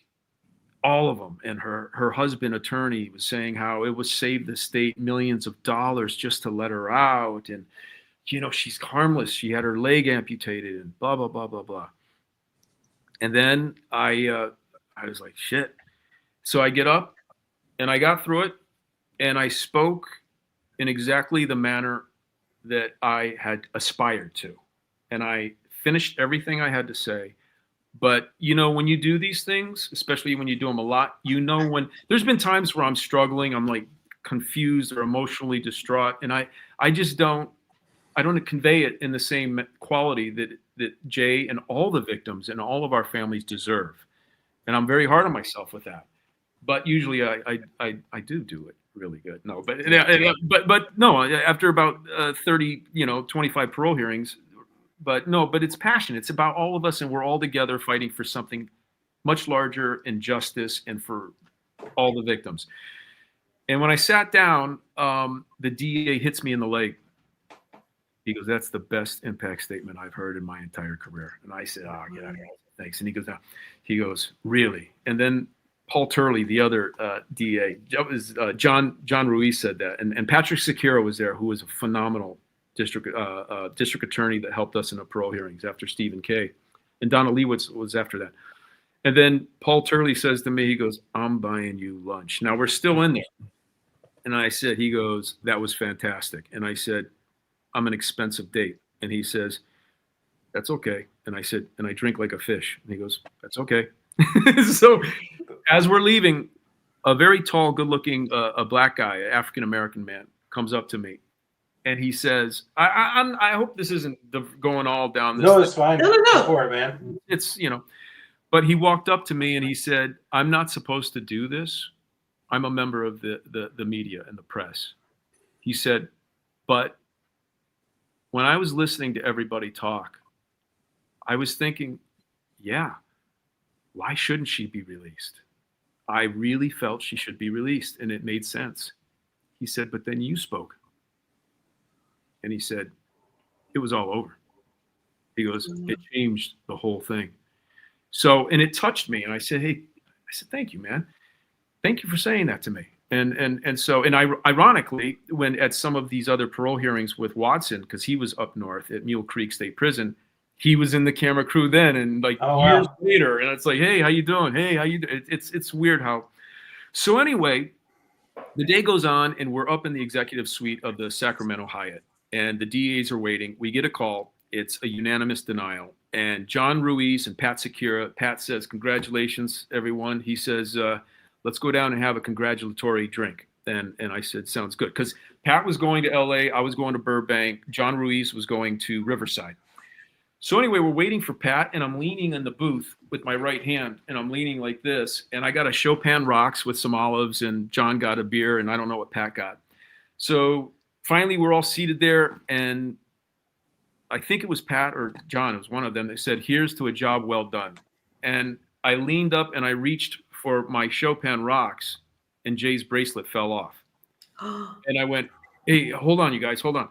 Hang on, man. My bracelet just fell off." So I got it because it hit my leg and then it fell on the floor. And when I picked it up, it was disconnected from the rope to the band. So it didn't come unlocked. And even if it did come unlocked, that was a hell of a time for it to come unlocked. Yeah.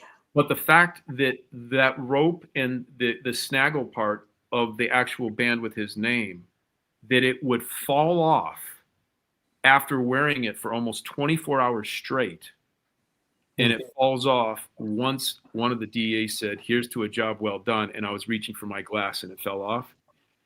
To me, I don't tell this story because people are like, "This is hocus pocus. This guy's crazy, man." But to me, that's a sign, and I'll take it. And I've felt Jay's presence throughout the film and the book in different ways. And I'm glad you guys talked about the bronze boots, because Jay thought that way. He wanted to always remember, and those were the same boots that he landed on in Los Angeles when he first stepped foot in Los Angeles. And he said, "I'm gonna hold on to this. I never want to forget where I started from. I always want to remember how hard I worked." And that's who he was, Yeah. Hey, I got a question for you, Anthony. So you please. mentioned that you mentioned that you had empathy for these for the killer's family members. Have they ever come up to you and expressed empathy for you? Has that happened in any instance? Well, I haven't come in contact with family members of the killers that I can recall. In the parole hearings, people have said I'm sorry to the families of, and but in the correspondence with Watson that we address in the book, he had expressed, and I feel sincere sentiments of apologizing for what he did, and and since we brought it up, I wrote to him years ago because I had to find out what Jay did in the last moments of his life, because that was a huge thing. And I wrote to him and Patricia Krenwinkel, and I didn't get a response from Krenwinkel, and I got a letter from Charles Watson. And he said he was surprised to hear from me, but pleasantly surprised, and apologized and different things. But he said he would decline to do an interview sharing what Jay did in the last moments of his life. He mentioned that he's been offered a lot of money, and frankly, he said no. And so I thought, okay, he said no. And then maybe a year and a half later, relatively several months before the next parole hearing, he said that he was doing victims outreach and that he was willing to do it. But then he also had, which I thought was the rich audacity, to ask where the proceeds for the film would be going to. Yeah. And I thought, where the proceeds are going to? Wherever the hell I want them to go to. And how in the hell does anyone have the audacity to ask any blood relative of a victim who's been murdered what they're going to do with the proceeds? Do you ask the same question to Bugliosi or Tom O'Neill or Greg King or Ed Sanders or what's the other guy's name? Shrek? Do you ask the same question about those guys? Do you ask Dateline, where's all the money for that? Where do you send that money? It's a very interesting, twisted thing how some people will say, who's this kid, this guy writing a story? He's nobody. He doesn't know anything. Like doing a book or a film on it. It's interesting. And then you have a DA writing a book while the trial's going on. No one questioned that. No one questioned that at all. And the man made millions of dollars and didn't have the decency to do an interview for Jay Sebring's story. That's very ironic. Right. And that was outrageous. Reading that was outrageous. I reached out to him several times, and when I found out, again, this was from Andrea, my dear friend of my former girlfriend. She said, "Did you know they're doing a remake of Helter Skelter?" And I'm like, "What?" So in 2004, ABC did a remake, and then I found out. I had to confirm, because if they do it, they're going to do it. They're always going to do this shit. But it's only acceptable as long as it's not a blood relative doing it, because then it's bad, Right, if a of blood course. relative's going, that's bullshit. That's they're exploiting it. I don't make the rules. I just follow them. Yeah, exactly. So I wrote a letter to Bugliosi and I dropped it off personally to his Wilshire office in Beverly Hills. And I said, what is the purpose of a remake of Helter Skelter unless you're going to provide the victims with their human dimension? Unless you're going to do it void of any kind, soberly, without any kind of sensationalism. He never responded, but I was insistent. So I called and I spoke to his secretary and I said, did Vincent Bugliosi get my letter? And she confirmed he did. So not only did he decline to be interviewed, he didn't even respond to my letter, even in 2003 or 2004, when I asked, why are you doing a remake? You know why? Because it makes a lot of money. Yeah. And so, but I want to be fair to Charles Watson. I want to be very fair to him. And because it comes from your question, Marshall, about had anyone ever shown, care or sorrow or what have you. And so he And if I recall something else, because sometimes, there's so many things that happen, then if I miss something, I definitely want to address it. But Watson, and this is the other thing. In the time that he said he would do the interview, Patrick Secura and Steve Kay were very helpful and supportive of our family. And I said I needed to tell Jay's story. I need to know what he did in the last moments of his life. So they allowed me and set up times where I would go to the DA's office and read through all the testimony. Now, I knew there was only 3 people on the planet Earth who knew what happened in that room, in that living room on Cielo Drive that night. And it was Atkins, Krenwinkel, and Watson. Now, Atkins is dead. So then I went through Krenwinkel's and did not really get much information from her, but in a documentary, she did say that everything started when a scuffle, she calls it a scuffle, happened between Jay and Tex, as she refers to Charles Watson.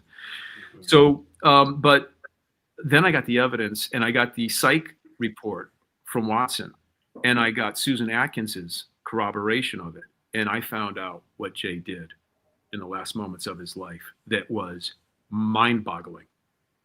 In that, first of all, that Bugliosi didn't put that in his book. Why in the hell would you not put what Jay did in his last moments in that book? And there's a reason for that, and I can tell you exactly what the reason is. But so to finish the Watson thing, now I knew exactly what Jay did. And not once did he fight, but twice.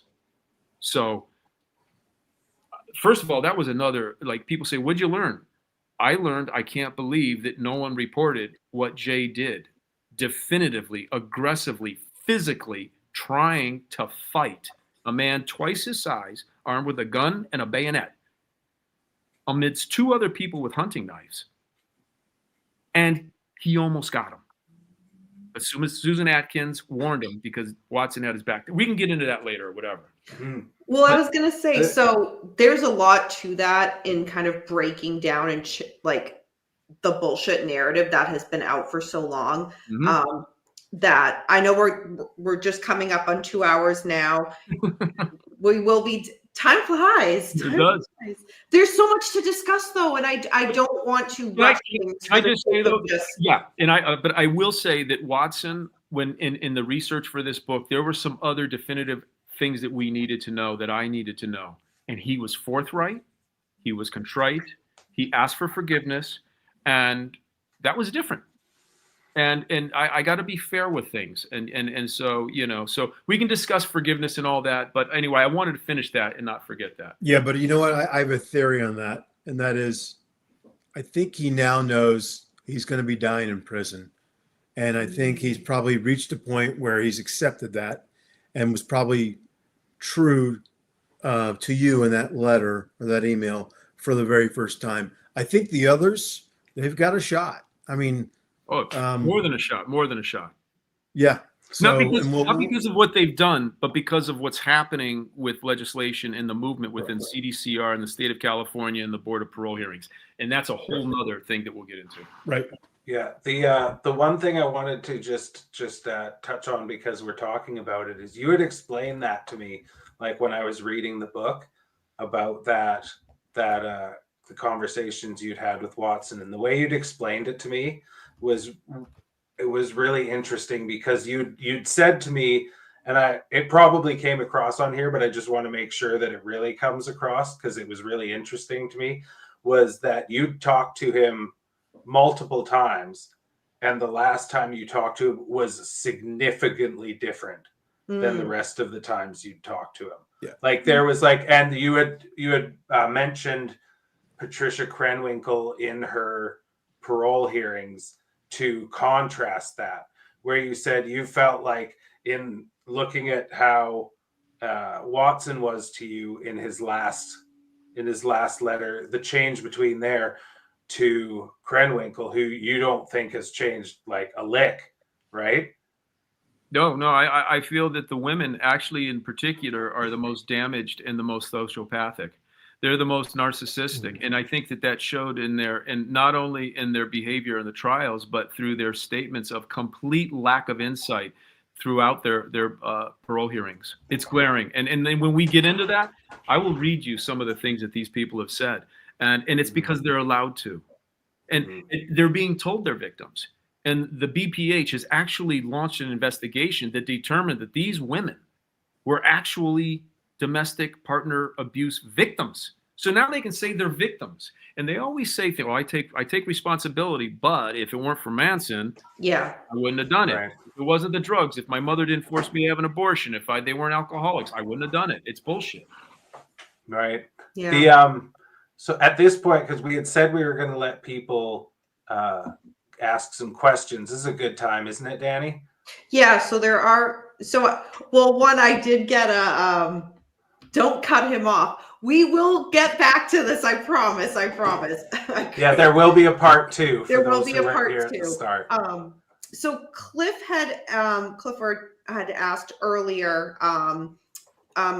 are you still aware that there's still one Sebring International Salon? And he asked earlier, have you been there? Oh, yeah, I am aware. He's referring to the one, I'm assuming, in New Mexico. And Armando, unfortunately, the business, the product line, and again, these are things that we'll get into later about Jay's business and his salons and the product line. But Armando Medina was actually selling some of the product lines. So I don't know why, but it was discontinued. So we carried Jay's entire product line at the salon up until it wasn't no longer. So I'm aware of that salon. I know Armando passed away. I've not been to that salon. I did talk to his daughter briefly, I think once or twice, and another man who was handling the product line. But so that's the extent that I know of. I heard that, I assumed that maybe it would not be in existence after Armando passed, and I didn't know Armando that well. I never really spoke to him. And we've seen pictures of it online, I think, or on the internet. And I don't want to disparage a shop, but it doesn't look like it's in the best part of town, or it doesn't look like it's a Beverly Hills salon. Yeah. So Bert asked a question, off topic, but please ask Anthony about talking with an old cowboy, Alan Keller, about San Peckinpah, the set of Deadwood, back to horse trailers. Later, Billy Gibbons played with music, or wreck in the front giant screen. Okay, because I don't know what that's about, but you're laughing, so I think you do. So shoot, I wish I had his name. So I worked a couple of weeks on Deadwood, and I was supposed to be this crazy lunatic racist Pinkerton guy, and I did my best. But I'm with these guys who are actually like real horse wranglers, right? Now, I love horses on TV. Now, Maria, she used to ride bareback. She could go backwards and ride hands-free. She was extraordinary with horses. But I'm a total city guy. So here I am on Deadwood, and oh my gosh, it's funny. So it was the very last episode of the 3rd season. And I mean, we're talking a massive scale. 4 Panavision 35 millimeter cameras, 150 extras, Ian McShane. I mean, it's just crazy. And all these wranglers, the guys that are on horses aren't just extras. These are guys that if somebody gets dumped off their horse and a horse goes hauling ass up the thoroughfare, they use the horses to slow the horse down, to calm the horse down, because a horse running down with 150 extras, 4 camera crews, and all these actors, they'll kill somebody. I was on the set when one of the guys got dumped in front of the green screen. There was a conversation. Oh, I wish if they could say who. So one of the guys that went to, who was it? Man, I can't think of him. But we discovered that one of the wranglers, we knew each other. And this guy he also worked, I think, on Once Upon a Time in Hollywood. And this guy's a consummate pro. Right? Wait, Bert. Oh, it was we were talking about that, right? Yeah, Bert. He's the one asking. He's the one asking the question. Bert. Okay, that's Bert. Well, this is Bert. So Bert. Now, this is what's crazy is that I was staying because I was living in Las Vegas, and they put me up at the Valencia Hyatt. I didn't realize it was Bert, Paul. Thanks, man. And it's like, no problem. Bert's the one, and Bert. And so I saw the pictures. Like, of course I remember him. And so anyway, what was crazy is, you might be able to see in the scene, I think it's on YouTube somewhere, But when I was playing this guy and I'm threatening a black man because he's not supposed to be voting in procession with all these white guys, historically it's accurate. And, so I'm trying to really stir the pot. I turn around and I'm in the midst of doing all this crazy stuff. I look and that's Lemmy from Motorhead. He's fucking right behind me. And I'm like, holy shit, Anthrax. He's right next to Lemmy. Ian Scott. Scott Ian. Ian. And I'm like, what the fuck are they? Maybe they should be in my shoes and I should be the extra. No, I'm joking because these are legends, right? Yeah, right. Of course. So anyway, Bert and all the other Wranglers, a lot of these guys, I mean, they're from Nevada, California, Utah, Arizona. They're the real deal. And for whatever reason, a lot of these guys really, they're musicians and they love guitars and they. So I don't remember if it was Bert, but one of the guys says, "Hey, Anthony," because everybody called me Monkey Man because I was improvising. I was making racial things, and so say, "Hey, Monkey Man, what are you doing, man?" And I'm not. Hey, for lunch, man. He said, "Once you finish, why don't you go out by the big tree because there's gonna be ZZ's gonna come out and play." And I said, ZZ Top? And they were like, yeah. I said, yeah, I heard they're on set, but I didn't see them. He goes, yeah, man, they're on set. Come on, go by the tree. He said, fuck lunch. so I got a cup of coffee and I go out under the big tree and all these Wranglers are there. So it's maybe 15 guys. And Billy and Dusty Baker and Billy Gibbons are there. Damn. And they have their guitars. And let me tell you something. Like when you hear, ha, ha, ha, ha, and they sound just as good under a big tree at Melody Ranch in Valencia as they do on in a sound stage or a concert. And then one of them was playing the guitar and the other one was hitting the guitar like for the beat, Yeah. And they're singing and I'm like, this is otherworldly. This is miraculous. Yeah. This is worth living in Harlem for 2 years and Hell's Kitchen for 8 years and working 4 bartending jobs and I'm not getting paid to do theater. Fuck yeah, I'll take this. Yeah. So then the guys were like, hey man, will you sign my guitar? And they're like, yeah, man. So they're signing the guitars and one guy says, hey, will you play my guitar? He goes, yeah, man, let me have that guitar. And he's like this, he goes, damn it. Oh man, you gotta tune this, man. Hey, you tune your guitar? And he's like, dude, he's tuning it. So anyway, long story. So that was that. And it was such the most amazing experience ever. And so Billy Gibbons was staying at the Hyatt Valencia as well. I think it was the Hyatt Valencia. So on Thursday, I was there and it was packed. Right. And so I see Billy Gibbons come up and I walk up. I said, hey, man. I said, Billy, and he comes up and it's packed and there's nowhere to sit. And I had to go take a shower because I still had makeup on and stuff. And so I said, listen, man, I'm leaving. So why don't you sit in my spot? Because I got to go. I got to be up early tomorrow for the set. And he goes, oh, okay. I said, you going to be there tomorrow? And he's like, yeah. So anyway, so I leave. And I told him, we talked briefly. He didn't know who I was. And we were just talking that we were on the Deadwood set. But we talked for about 5 minutes. So anyway, Friday now, no. Thursday was empty, and he was sitting next to me, 2 stools away, and we started talking, and that's what happened. So now it's Friday after the shoot. So it's packed. I got a copy of the New York Times. I have a scotch and a beer, and I'm sitting there, and I'm reading, and all of a sudden I hear, that's ZZ Top, man. That's ZZ Top. So I turn around, I look, and Billy Gibbons is walking with that. He used to wear these African hats with the like little the Spriggers things on them. Yeah, and he gave me a card. So he gave me the whole reason of what all that is all about. So I have it at home. Okay. Yeah. He talks about the tribe. He told me all about what it was. So he's so interesting. He's the best.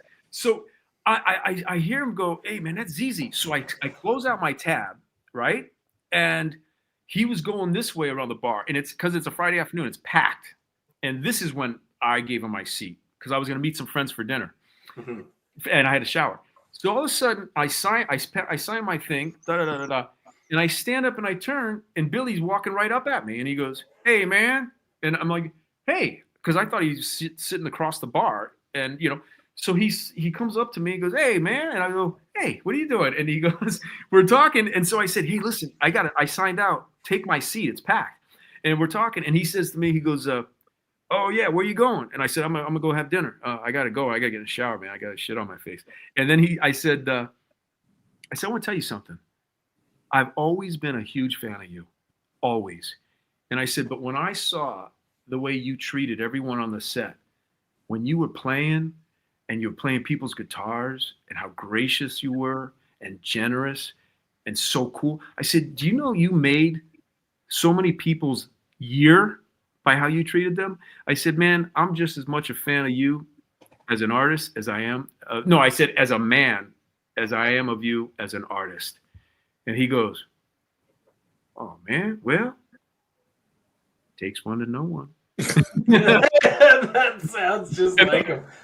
On that note, like you saying how he treated people like a person. Before we move on from Bert, he put Billy Gibbons showed me how to play Lagrange. Imagine learning Lagrange from Billy Gibbons. There was something else that was up here that I wanted to put into this conversation stuff because people are commenting while you're talking about this stuff. By the way, in the next episode, have him tell his Woody Allen story. Okay, all right, we're putting an X on that one. So Cliff Crawford said the daughter runs it. We're talking about back about the Sebring International. Mm-hmm. The daughter runs it and has some of the original products still. Well, good. If she still has it, I mean, I love that product, and Mm-hmm. I'm gonna actually call her and see if I can still get some of it, because I was going through one of the people that was from what I recall or understand, they had somebody who was handling all the products. Right. And so go ahead. So yeah, I'll reach out to her, but it's good to know and tell them thank you for the information. Awesome, I will. And there's one more thing that I have to say because this is just too funny to pass by without giving you guys the heads up. So while you were talking about the revisiting of Helter Skelter, the movie, the second movie, so Bert's just pulling out all the stops today. He said, Bert said they threw Bugliosi off the set for trying to interfere too much and being a general pain in the ass. Oh, wow. Yeah, so that's pretty on brand from what I hear about Bugliosi. Oh, yeah, no, it's... Well, and I mentioned Ivor Davis earlier, who I'm going to try to get you on the show. He mentioned that Bugliosi was an alcoholic and was not very well liked. He ran for governor at one point, and I think he said Los Angeles Magazine did a profile of him, and it wasn't good. So it prevented him, it knocked him right out of the race. So he sounds to me like he was a very flawed man. Ooh, Stephen Kay even recently, I saw an interview with him, and he had mentioned how many people did not like him in the DA's office. Well, and he all didn't. Over. Well, he gave us. I was the one who interviewed him for the book, and I could tell he did not like him. And he gave a great quote, something to the effect of, "No, I didn't read Helter Skelter. I got halfway through it because he treated everybody like crap, like errand boys." And he said, he said something like Vince was the hero in his own book and a legend in his own mind. I cannot believe he is telling me this. Well, and did you know he spelled Stephen Kay's name wrong on purpose? That was another thing Stephen Kay said. Instead of spelling it with the PH that it is, it's that he spelled it with a V on every page, and he knew damn well. It's funny. It's like you mentioned Stephen, and Stephen, you got to know him.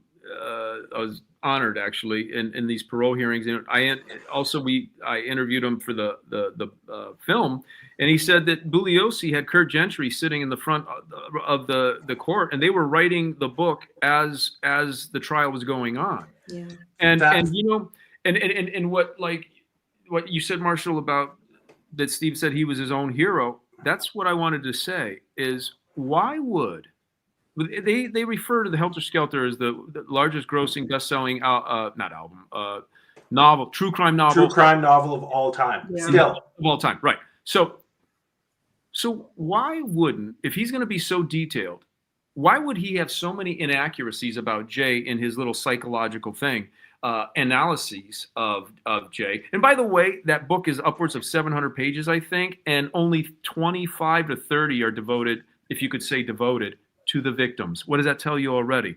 But here's the thing. You know why Bugliosi didn't put what Jay did in the last moments of his life? Because when you make someone more evil and diabolical than they are, like Charles Manson, the face of evil, that fucking dwarfish imp, he couldn't do anything in real life. He could only get small-minded, insecure goofballs who were much younger than him to run around, to be accepted, right? So he's now suddenly the face of evil. Well, what happens is now you have the protagonist, the hero, saving us from this ultimate face of evil. So Vincent Bugliosi is the hero in his own true crime novel. But if he puts what Jay Sebring did in that living room twice, Jay Sebring becomes the hero incarnate. And you know what's very interesting? If we're going to look at all of this, and I'm just going to go because I want to finish this. Go for it, man. Yeah. But you have 4 people in the living room of the house, held at bay against their will, with a handgun, a bayonet, and 2 knives. This is another question nobody asks. Why don't they ask this question? How do you have somebody holding someone at a group of people at bay, at gunpoint?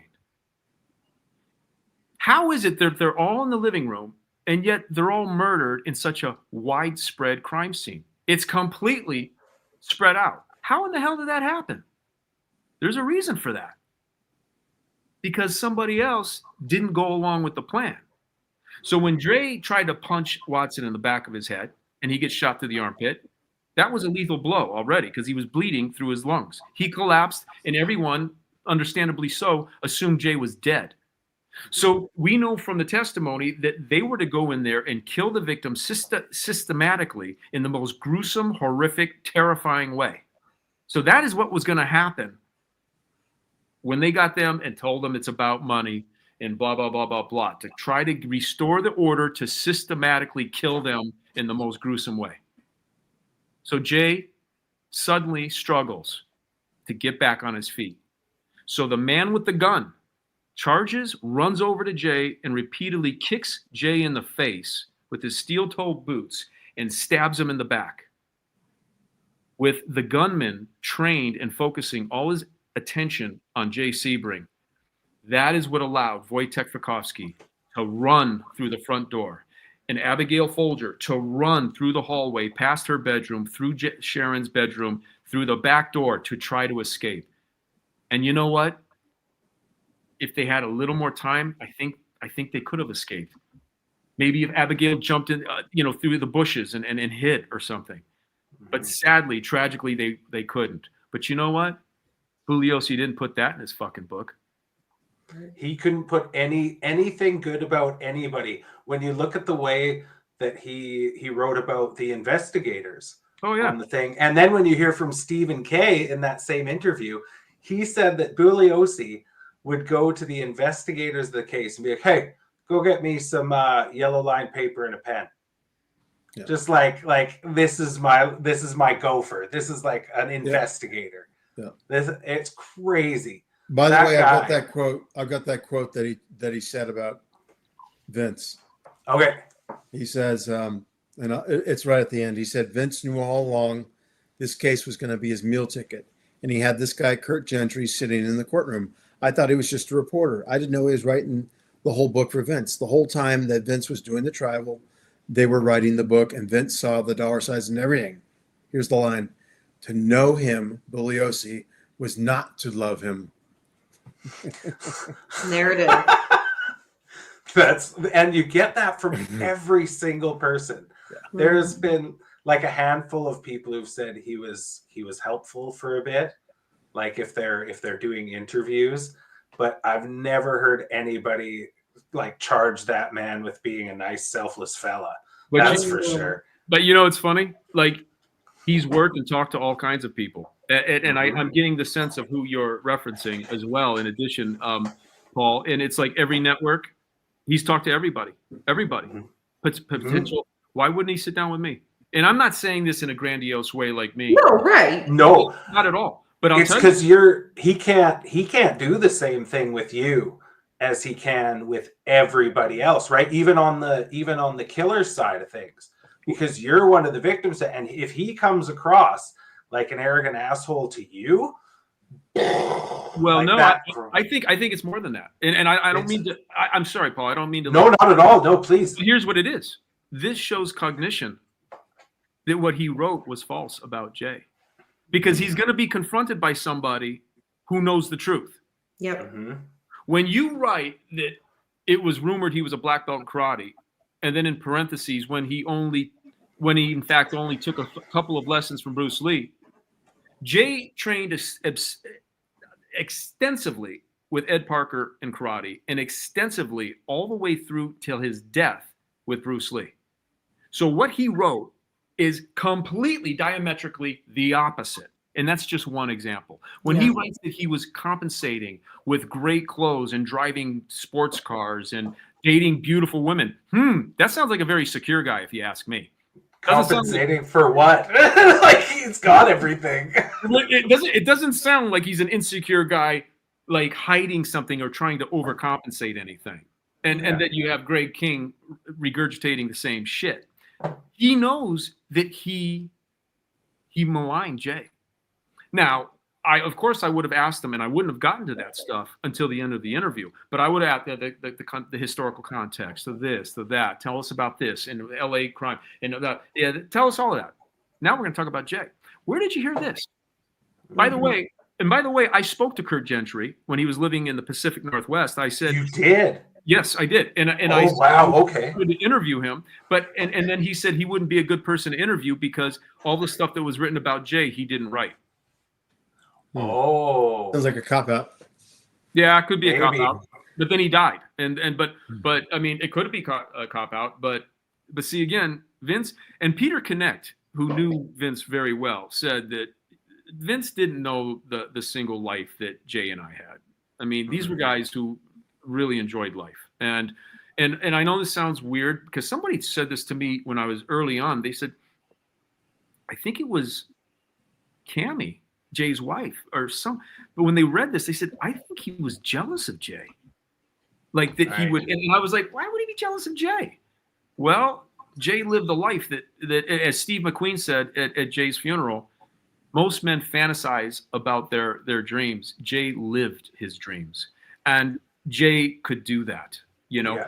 So it's just interesting, and that's the tip of the iceberg of some of the things that we'll get into and the distortions between the man who lived and the man portrayed after dead. I'm sorry, for sure. No, it's okay. It's totally fine. The interesting thing too that you bring up is like Jay was very, very sure of himself and very confident, and Bugliosi was very arrogant and very unsure of himself. And it's a really interesting thing to look at two people who, very differently, but had big personalities and were successful. But you can see how it's a different path when you're confident rather than when you are, you're super sensitive to what people think of you, and you're really, really insecure, but you're that's overcompensating. Bugliosi overcompensated. That's why I'd flip shit whenever anybody went against anything he said. Right? That's you don't tell me what I know. I'm like that sort of thing. And that's a funny thing about he and Manson both had that in common. They both had really stunted egos that when somebody would say something, they would take it like a toddler, but they're a fully grown man.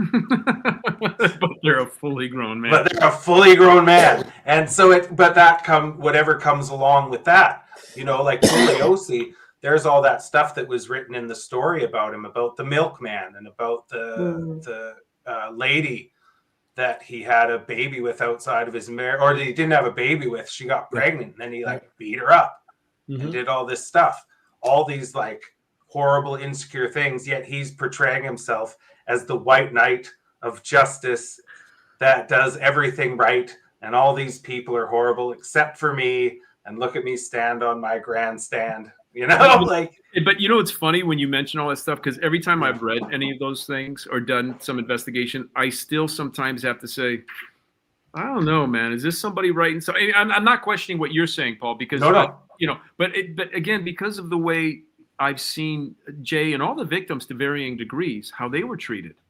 like it's hard to really trust. No, that makes sense.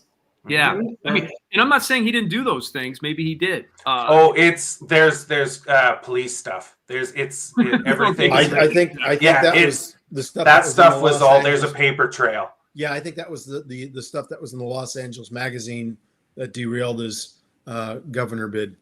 That was when he came out to be the governor. That's when the mailman came out.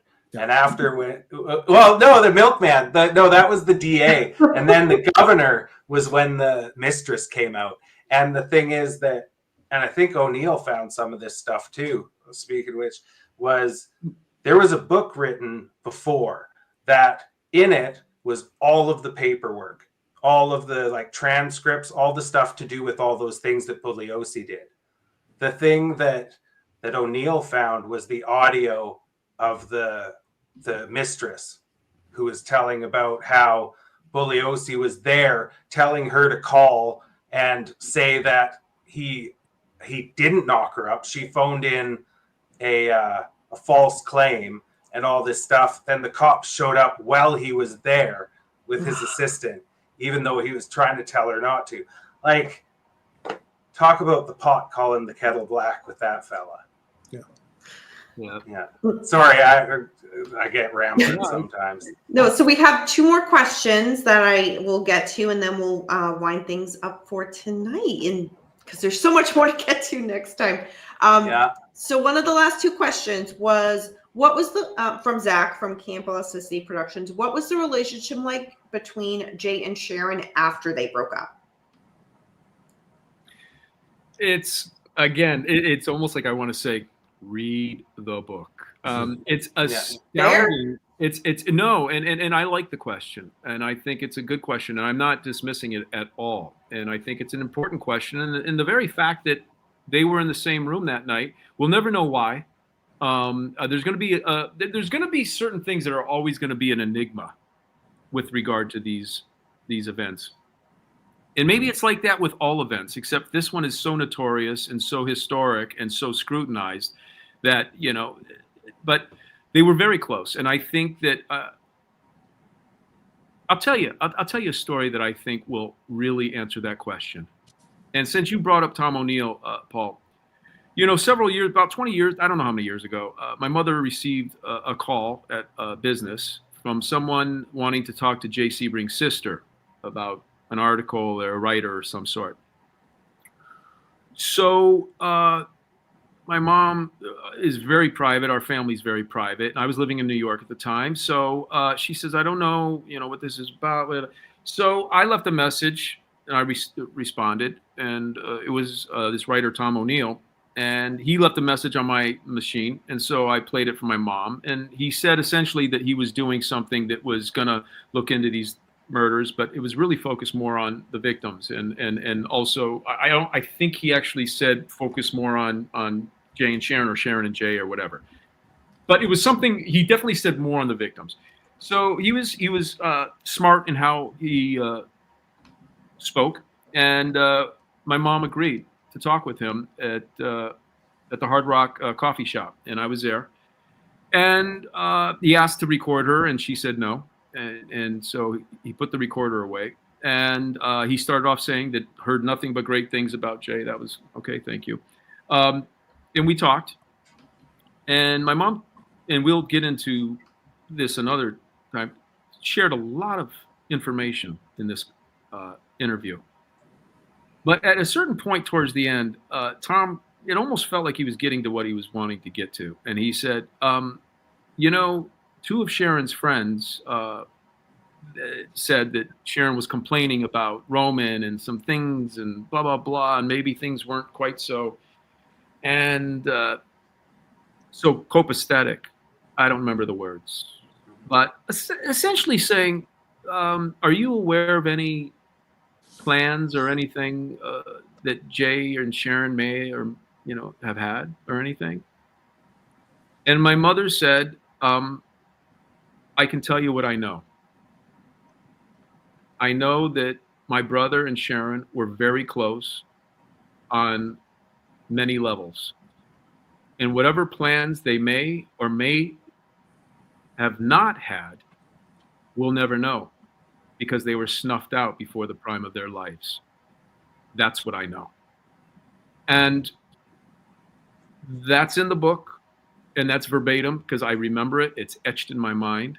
And they were very close, platonically, I think romantically. I don't know. I don't want to speak. I think the book really gets into that.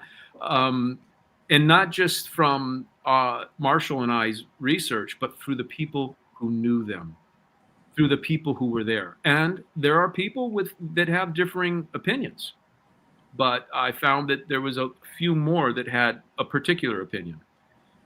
Jay was also very close with Cameo, his former wife. I don't, to what degree, I don't know, but they were very close, and Cameo still is very close. So it's not necessarily uncommon for Jay to maintain a closeness, whether it be platonically or even romantically. I'm not speculating. I'm just saying, and to me, that shows a healthy human being who is able to maintain relationships with former loves.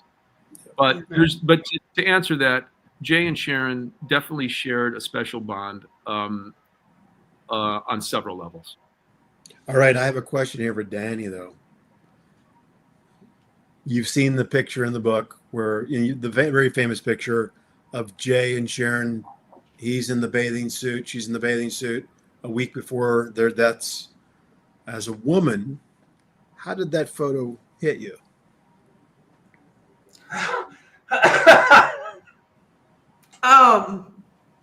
It's really funny you say that, and this is just a. I know how it hit me, and I know how it hit LAPD. Yeah. A woman's intuition is very much stronger than a man's. No, I do agree with Anthony in the fact that I don't think the fact that they were able to maintain such a closeness even after breaking up, that does not surprise me. In regards to, well, I think especially because what we know of Roman not necessarily being faithful, so then I would think like photo doesn't bother me. No, not necessarily bother you. How does it hit you? You mean like Were they like together or were they not together? Oh, okay. There's a closeness that I would not be surprised if they were together. You're still avoiding my question, though. How does that photo hit you? Does it look like a couple to you? Mm-hmm. Yes. Okay, that's what I thought. Sorry, I thought I was answering yes. No. Can I ask you a question, Marshall? Yeah. Now, this is serious, and once in a while you do this bullshit. Why didn't you ask me as a woman what I felt? How do I feel about Right, Paul? Yeah, Paul's an expert. So Paul. Right, I don't mean to make light of this. I just thought maybe a little levity is. Yeah. Sure. No, hey, if we're going to talk to anybody about healthy relations, no, I think it's an interesting concept. The thing with me is I think that people, because I'm one of those people collectors, I don't have there's not really a bad relationship I have with any of my ex-partners. My mom's a people collector. She has if she meets you, you're in, right? All along the way, your people collect. And some people are like that. They collect their family, they collect their people. And Jay might have just been like that. Now that closeness of that picture, I could chalk up to either, you could say that there's love there, but they're exes, right? So there's always going to be a love there. And standing together like that, a little bit of the old, not the old flame, but just like a regular, your reaction when you guys are together. There's that tightness. You're not stiffening up in any way. Well, comfortability. There's a comfort there that kind of comes through. Looks more to me than that. And when you look at the police reports, it struck the LAPD that way as well. Mm-hmm. Because that's what they specifically asked Roman, and you saw his reply in the lie detector test. Oh no, she couldn't be in love with anyone else. She was in love with me. Mm-hmm. And that is an insecure answer. I have a question for you guys. I'm sorry, we're going forever, but I have something just popped into my head because you spoke of Roman Polanski and his proclivities.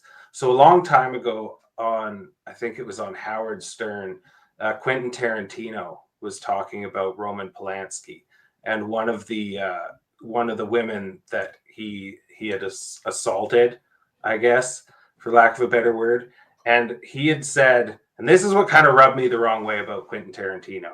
He had said about it, she was one of the, because it was a young girl, right? Like it was like, and he had said, you know, she's one of those party girls, and she was down with it. And that sort of thing, I'm curious. I've always been curious about that because of the connection with Roman Polanski and how he was with the Jay thing, how he ended up being with people. Did you know about that when you had gotten together with him? And what do you think about it? Are you talking to me? Either of you. It's I mean, because you both were. Did we know about what Quentin said about Roman? And that no, that I didn't. girl. I did not know that. Okay. And also it's one of those things that, I mean, I have the tendency to like to actually see it and hear it. You know what I'm saying? Yeah, I've heard it. I can send it to you. Yeah, no, that's fine. Yeah. And you know, I have to go with. Yeah, I've not heard anything. That was basically I was curious. Yeah, if you heard it. that's yeah, and I will say this. It's interesting that Roman was the source information in that polygraph for quite a few things on Jay, and that there's a lot of irony in there. Whether it be about Jay's debt, whether it be about Jay's, being kinky.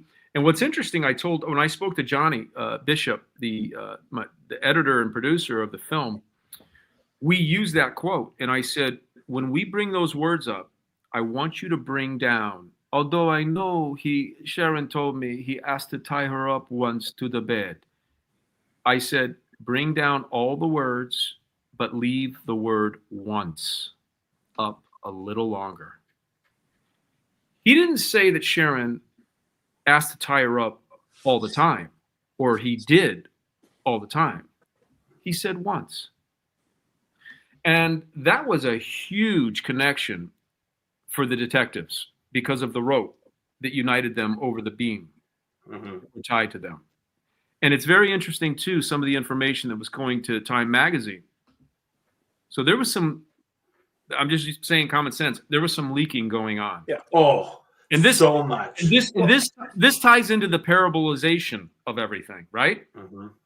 And then there was the debt thing, and we're going to get into extensively the debt stuff. But I think it is ironic that Mr. Polanski was the source information for so much that was used to really create this Jay Sebring, who was dead and defenseless in his grave, that was the polar opposite. And again, this is not just my opinion and what we've learned in the research. This is the opinion of a lot of people, and it's backed up with documentation and corroboration. It's not connecting little dots, Right. Yeah. So, but if we were to look at it, like I watched the documentary Polanski Wanted and Desired. And you know what's interesting? They never wrote or they never said what actually happened. And it involves the raping, the drugging and raping of a 13-year-old of all three orify. It's in the polygraph. And in the polygraph, and I'm not saying this because I have an opinion about something. I'm saying this because if we're to stand for victims, if we're to stand for truth, you can't have it both ways. Exactly. Well, if any of us, the four of us, did anything like this, and if you listen to the polygraph, I almost said young lady. The girl. Young girl, yeah. Exactly. The detective kept asking her, and when he did this, what did you do? What did you say? Oh, yeah. And she said, I said, no, stop. Please stop. And what did you say then? I said, no. And then when it went to another place, then it was, now this is not I'm not saying these things, and this is not my opinion. This is the polygraph. Yep. And how in the hell that is not put in that documentary unless you're there's something, and again, I'm not connecting this to Jay, but this is rather stunning that some of the source information that has been used to make Jay this creepy pervert. And this is how people remember him on the internet who didn't know him. And by the way, just for kind of, Jay was in no shortage of a lot of beautiful women wanting to spend a lot of time with him. So whatever the hell he was doing something right. Jane Fonda in her prime in the closet. Well, I don't know. I mean, come on, Valerie Perrine. I mean, Valerie Perrine, and I talked to her, and that was another wonderful. She loved him dearly, and she said, I can't even go back to that time. It was so dark. Cameo, Sharon, these are some of the most beautiful women. But I mean, there was again, it's kind of pointless to even get into it. But my point is he was. People don't want to be with people when they're that dark, insecure, and creepy. You just don't want to do that. And it's a certain type of people do, and you use it. You can't draw a line. Hey, don't call me out. I'm just kidding. But no, it's like you say. I mean, there's a quality of person that you can tell when they're going into it that way.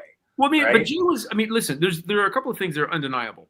The man was massively successful and revolutionary in what he did, but he was equally as successful, if not maybe even more so, in his own personal and romantic life. I mean, the man was not short of. Was he expressive? Did he think outside the box? 100%.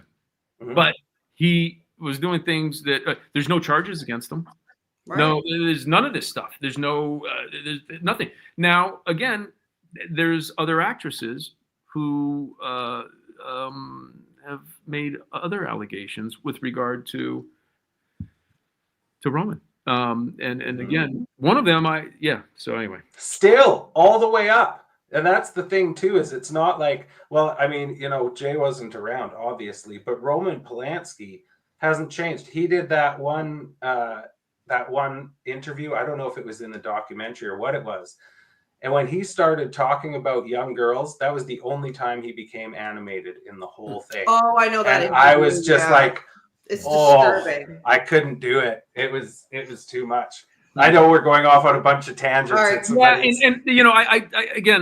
I like to temper it somehow if we can. Sure, of course. We've already passed that ship has already sailed, but you can't like facts don't give a shit about your feelings, right? Like and these things happened, and these are things he said, and these are things he did, and they're on, there's court stuff, there's all that. So you're not saying anything, and I don't feel like it's a malicious thing. You're like, we got to wait till the end so we can fucking hammer on Roman Polanski. It's not like that, right? Like it's one of those things where it's just, I asked the question.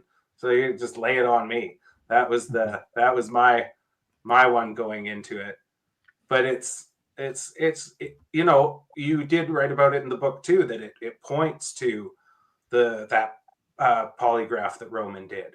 Like a lot of there's a few polygraphs along the way that you could point to that ended up being the stories.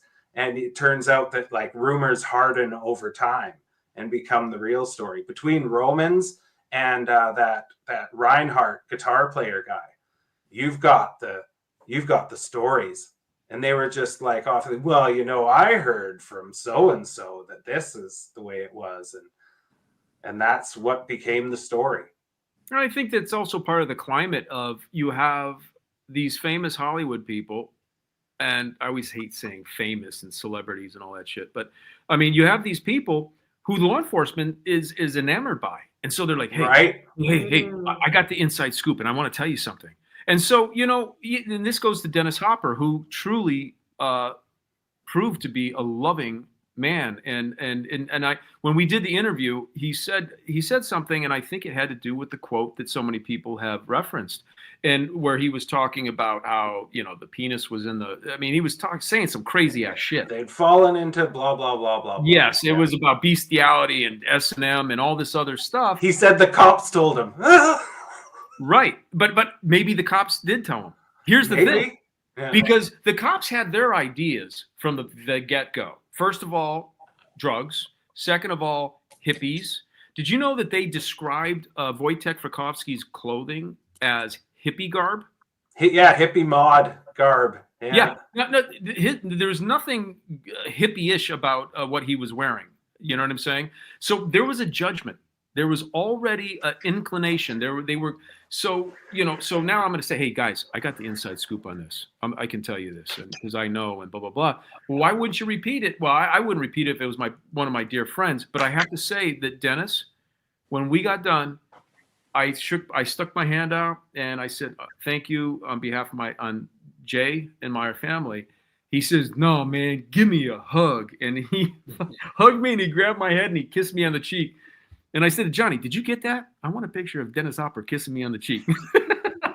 and so he said, but when we left, it was a huge torrential downpour in Venice at that time. It's the day that it snowed like 7 inches in Las Vegas. I remember this day extensively.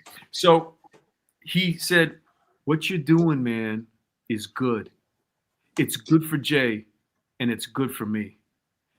And when he said it's good for me, I felt like he was talking about some of the shit that he kind of was lost in all that excitement of people wanting to be connected with the story that was so massive that, once it was safe to do it. Mm-hmm. And I had every intention of following up on a second interview to ask him about those things and say, hey, how did that happen? Or what was that's what I had, but he died, and I had no idea that he was battling cancer at that time. But so anyway, was there some other questions? There was one more question, wasn't there? One last one, and I know we briefly discussed it earlier, but Anthony's thoughts on how Jay and Steve McQueen were portrayed in Once Upon a Time in Hollywood. I want to hear Marshall's thoughts first, and then I'd like. Well, as I told you guys, I love that movie, my favorite movie, but I felt like that was the weakest link in the movie. Really? I really did, yeah. Because I don't know if I've ever expressed this to Anthony, but I just felt like Jay's portrayal was kind of like wimpy, and McQueen. First of all, there were just some inconsistencies. Like for example. Bruce Lee's hair was from Enter the Dragon 73. And then McQueen's hair, but he wanted to be true to the era. McQueen's hair was 69. And I would have thought he would have gone with a bullet look, with Jay's cut, the iconic. He went with iconic Bruce Lee, but he didn't go with iconic Steve McQueen. And then McQueen's dialogue talking about, and she and he, I thought it's just kind of weird. It's like you had an opportunity to do something great here. And then my feeling about Jay was like, he was just kind of portrayed as a houseboy. And it wasn't very strong. And then they have in the El Coyote bragging about how much money he made. And it's like, that wouldn't have been Jay. He wouldn't have been bragging. I'll defer to Anthony. So those were my things, little nitpicky things that people probably wouldn't have picked up on, but that was just my thought. I think astute. I also think that there's so many different levels on this, and the first thing that one of the things that Quentin had said when it was actually not in the interview, but it was when we were first talking, when we first met, and he says, Anthony, I'm not doing Jay or Sharon's story. I'm incorporating. I'm not telling their story. I'm incorporating it into my story. And he actually reiterated that in his interview for the Sebring film. And he's right. Sharon's story was a subplot within the 3 different plots, or maybe 4, mm-hmm. right? And it essentially was his love letter to 1969 Los Angeles. Mm-hmm. But William Friedkin, I don't know if you've heard of him, but William Friedkin is he directed The Exorcist and French Connection. He won the Oscar for French Connection. He did To Live and Die in LA. He's done a ton of films. The man is an astounding director. And I was fortunate to get to know him through Joe Torrenueva, and also, we just became friendly. And he says, Anthony, I want to ask you a question. Did you see that movie? You see that movie? And I said, which movie? And he said, the movie, Tarantino. And I said, yeah, I did. I was actually at the premiere. And he goes, what'd you think of it? And I said, well, I have to commend Quentin for treating Jay and Sharon. I should say Sharon and Jay, because Sharon was the main character subplot, is treating them as relevant beyond being murdered. They were relevant for who they were. And Abigail and Wojtek were also in it, you know, and and I said, I think that's extremely commendable, because they've never been treated like that in any kind of narrative whatsoever. They've always been relevant as pawns in the mass peddling of their own slaughters. And I said, so I really appreciate what Quentin did in that. I said, but if one is to look at who Jay Sebring is and want to know what he really did, that's not the film. But he's not doing that film. And Jay literally is a peripheral character of a subplot. And what's ironic in all of this, and that kind of speaks to what Marshall just described. What's ironic is, if somebody were to do Jay's life story in a film or a TV series, it's much larger than anything that has been done. And the reason is because Jay is the roadmap to the American dream. Jay embodies the ultimate timeless male Hollywood style, mystique. He embodies what was happening in the 60s. He was a pioneer for civil rights when no one even really talked about diversity. Without Jay, there's no Bruce Lee. None, definitively. And I will say that categorically, no Bruce Lee. And that's not only my opinion through my research, it's Linda Lee's opinion. It's Bruce Lee's wife's opinion. So do you see what I'm saying? Yeah. So that's just some of these things. Jay's story is so pregnant and so dense that I could see where somebody would be disappointed in anything that would fall short of who Jay was. But you know what William Friedkin said to me? He said, Jay was one of the most fucking powerful men on the planet. He said that. And I said to him, then you know the real story. That's the truth. You don't make people, a 24-year-old, unknown, uncredited, young Asian guy, one of the largest global cinematic icons in history. You're not involved doing things with Robert F. Kennedy and all these different things unless you are. I mean, and in the book you see where Jay was talking to the Congress people and the different politicians to try to get Lieutenant Colonel Paul Tate back to the States. And he did. These are just small stories about what Jay did. So I can understand what Marshall is saying, and I can also understand what we call him Billy, but William Friedkin is saying. But that's really the Jay Sebring story. So sorry, I don't mean to, But no. to give Tarantino his due, Anthony hasn't told this story yet, but Tarantino had originally written a butler role in the movie because he thought Jay had a butler. And Anthony had told him that wasn't true. So he took him out. And if you see in the credits, there's a special credit to Tim Roth. And so I was always like, why is he thanking him? I don't get it. And I found out the story. Tarantino actually took out the role of the butler, according to Anthony's wishes. Well, I have to say, I don't think so. I mean, he did do some things, but I do think, because he told me, what he told me, Marshall, and I'm sorry, I don't mean to, but I said, Quentin, Jay never had a live-in butler. Never. Amos was a dear friend who worked at the shop, who lived at the shop, who was staying at Jay's house while painting the exterior. And so, and in fairness to you and also Quentin, I said, he never had a butler.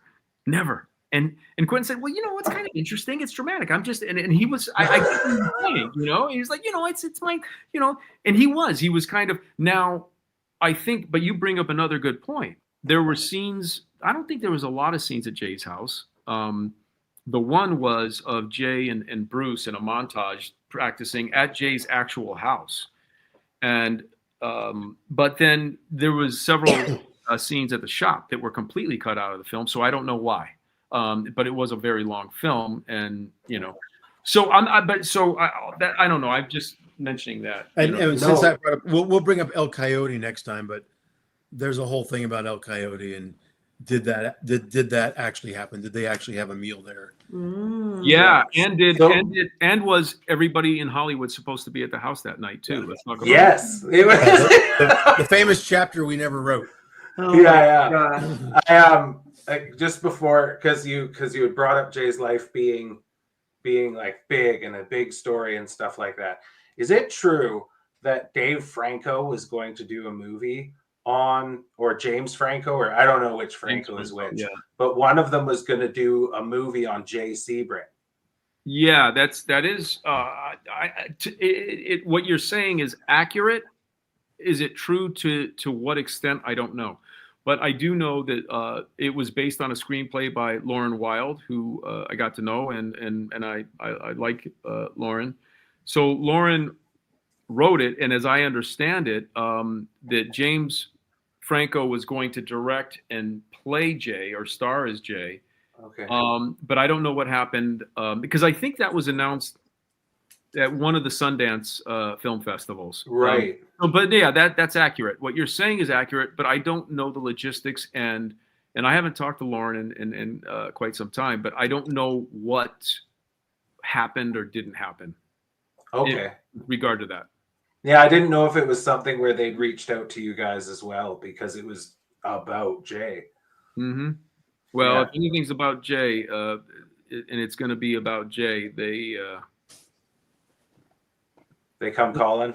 Well, I don't want to say that because that sounds like, oh yeah, they better talk to. I don't mean that at all. But no, I think your family, man. Really, what I'm trying to say is the paradigm has to be expanded in a way that it is about Jay. And I don't think that people understand that Jay is not a celebrity hairstylist. He's not relevant because he got to hang out with. People don't understand that the biggest stars, the most influential people wanted to be a part of Jay. And many of these people, the most, wanted to emulate Jay in their careers. And that sounds insane to say it. But when you see the pictures, when you read the words, when you see what is, then it's completely understandable. You know what I mean? Yeah. Mm-hmm. And again, it's a huge thing to say. But I mean, Marshall, what do you think about that? Because I'm sure that when I first told you about how I felt that Jay was the star among the stars, among Steve McQueen and Paul Newman, and I know you guys got to go. So if you guys got to go, Marshall and I will take it from here, and we'll just we're taking over the Paulcast. We're taking over Danny over Dark. We're gonna we're gonna get the copyright from you. It's not after dark. It's early in the morning. Yeah. I'm on the East Coast. That's a reminder here. Yeah. I'm on the East Coast. Yeah. But no, go ahead, Marshall. Well, it's true. I mean, McQueen didn't like hanging out with people, and he definitely wanted to hang out with Jay. And Jay didn't need anybody. I mean, it's funny in Hollywood. The person Jay could make anybody look good, so they all wanted to be a part of. Hey, look, I mean, I think I've got pretty good hair, and for a guy my age, and I gravitate to this Russian guy who cuts my hair, and I'll follow him anywhere. And in Hollywood, where that is your bread and butter, looking good, you better believe that they're going to stick to the guy that's going to make them look the best. I mean, it's no coincidence that when McQueen became a superstar, he had just met Jay, and Jay had done his hair for The Great Escape, and The Great Escape was McQueen's big breakout role. And part of it had to do with his acting, part of it was his charisma, part of it was his look. So it was all those elements coming together, and Jay helped bring that together. So you better believe that all these stars, I mean, there's old footage of, and I think I sent that clip, but there's footage of like all these stars just lining up in Jay's shop. You see that clip of Henry Fonda, getting his hair washed. He's coming out smoking a cigarette, but that shop was full of people, and it was full of stars. And sometimes Jay made those people wait. So And and this Russian guy that cuts my hair, I would probably do the same. Right. So it wasn't just the haircut, but yeah, he became friendly with these folks too. It was, and Anthony can speak to the relationship between the stylist and the client, because we often find out that the person sitting in that chair tells the stylist things that he wouldn't tell his wife. So it's a unique relationship. It is, and it also is definitely more than the haircut. Jay was a force of nature that I don't think has existed before or since, specific to a lot of different things. You know what I'm saying? But anyway. No, that's Joe had mentioned that he still travels with Martin Sheen. Yeah, to cut his hair. They're tight. They're brothers. Yeah, you get a guy. Yeah, Martin's a great guy. He's a great guy. Evidently, he loved the book too. Awesome. Joe got a book for him. Joe's very proud of the book, and I know Awesome. Marshall and and we Joe added such a great element to the book. I mean, he was there as it happened. He was a witness. Joe's a real man. There. Sorry. Yeah. He is. To me, he's the real star. He's the star, the sub star of the book. Jay's obviously the star, but Joe's definitely the co-star. Yeah, he was wonderful and actually like mind changing to talk to. The way that he's, and like his outlook and stuff, not to take away from like Jay or anything, but I'm sure he got a bunch of it from Jay too, right? Like he's such an impressive guy to talk to. And the way that he talks about Jay is with the reverence that people would talk about somebody who has all the stuff that he had. Played with Tito Puente. Like, that's so sick. Oh, yeah. And then he also is like this super famous barber or stylist who travels with celebrities and stuff, but he's like, but Jay, right? And that's a really nice thing, and it must feel fucking amazing for you, Anthony, to have somebody to be like, yeah, I get it, and he was there, and he can put off that energy because he took it on while he was around Jay. Well, no, you're right. It's an honor, and one of the things that's so interesting, it's like when I because when we spoke, it was a bond that we've become very close. Joe is family to me. And by the way, when Joe addressed some things that was attributed to him saying some things, he's not covering up anything. Joe is not a liar. He's got nothing. Joe wants the truth to be known and set the record straight and in a proper way. But he is family, and he's a man of integrity. And he wants to, on a separate level, it was so important for him to maintain Jay's integrity. You know what I'm saying? And as somebody who cuts, as somebody who, and he's done some amazing things with his clients, and his clients are amazing. And, we'll get into, more of that as well. But by the way, I got my hair cut by Joe, and I also got my hair cut by Anthony's dad. Anthony's dad is a master stylist. Wow. It was an amazing haircut. That's awesome. Joe told me if I'm ever in LA to come get a haircut. So yeah, if I ever am in LA, I for sure will. Bring some Benjamins.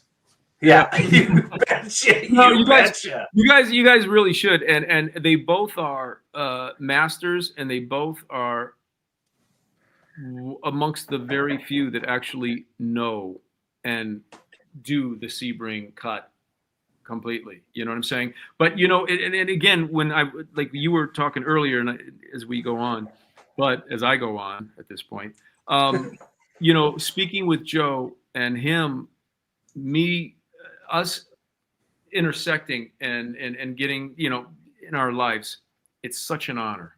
Yeah. And it was such an honor to talk to Dennis Hopper and Quincy Jones and Nancy Sinatra and Vidal Sassoon and so many people who inspired me as an artist, who loved and were inspired by Jay.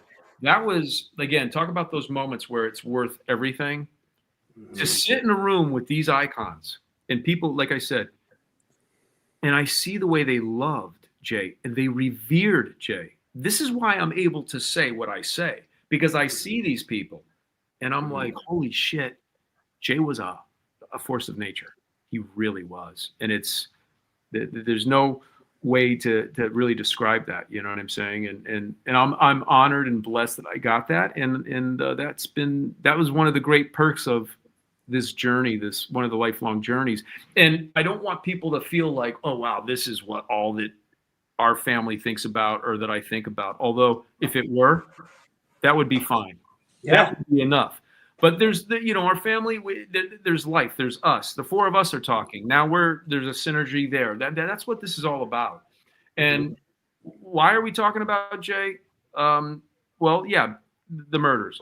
But no, there's something larger that what we're doing, and that is that Jay is relevant to each and every one of us on so many different levels. If you're an American dreamer, if you want to achieve your dreams, look at Jay. Look at this man and see that's the roadmap.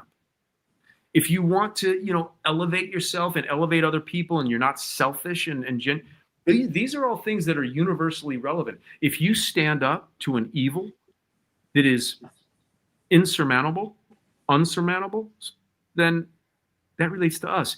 And none of us know what we'll do if we're confronted with those same horrific circumstances. Right. Very well said. Very well said. So we will continue this conversation. Anthony and Marshall will be back for a part 2. So stay tuned for when that date gets announced. So in the meantime, everybody, if you have not picked up a copy of Jay Sebring, Cutting to the Truth, please do so. And dare I say, have a read by part 2 of when we have them back. Yeah. Start speed reading because you have no idea when we're doing it. Let's go. Actually, you know what? We have a half-hour break and we're ready to go for part 2. So yeah. All right, we'll see you in a minute. You'll have me just just go be longer like than your book review. oh my God. This ended up being pretty, yeah. But thank you so much, Anthony and Marshall, for coming on. I really appreciate it. And I really look forward to us continuing this conversation and getting more into the book, as well as, I hate to say, getting into the crime itself and then kind of the aftermath of that. But we will continue this conversation because there's so much to uncover. Marshall and Anthony, any last minute thoughts before we end for the night? Bedtime for me. Yeah, no, me too. just a mutual appreciation from me to all three of you, but from Marshall and I. Thank you for making it fun. Thank you. Yeah, thank you guys. Indeed.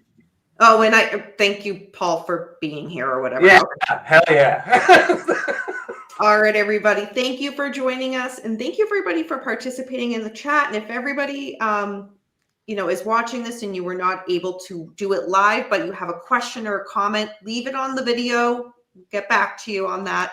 And again, stay tuned for the announcement of when part 2 is. Everybody have a good rest of your evening, and we'll see you next time.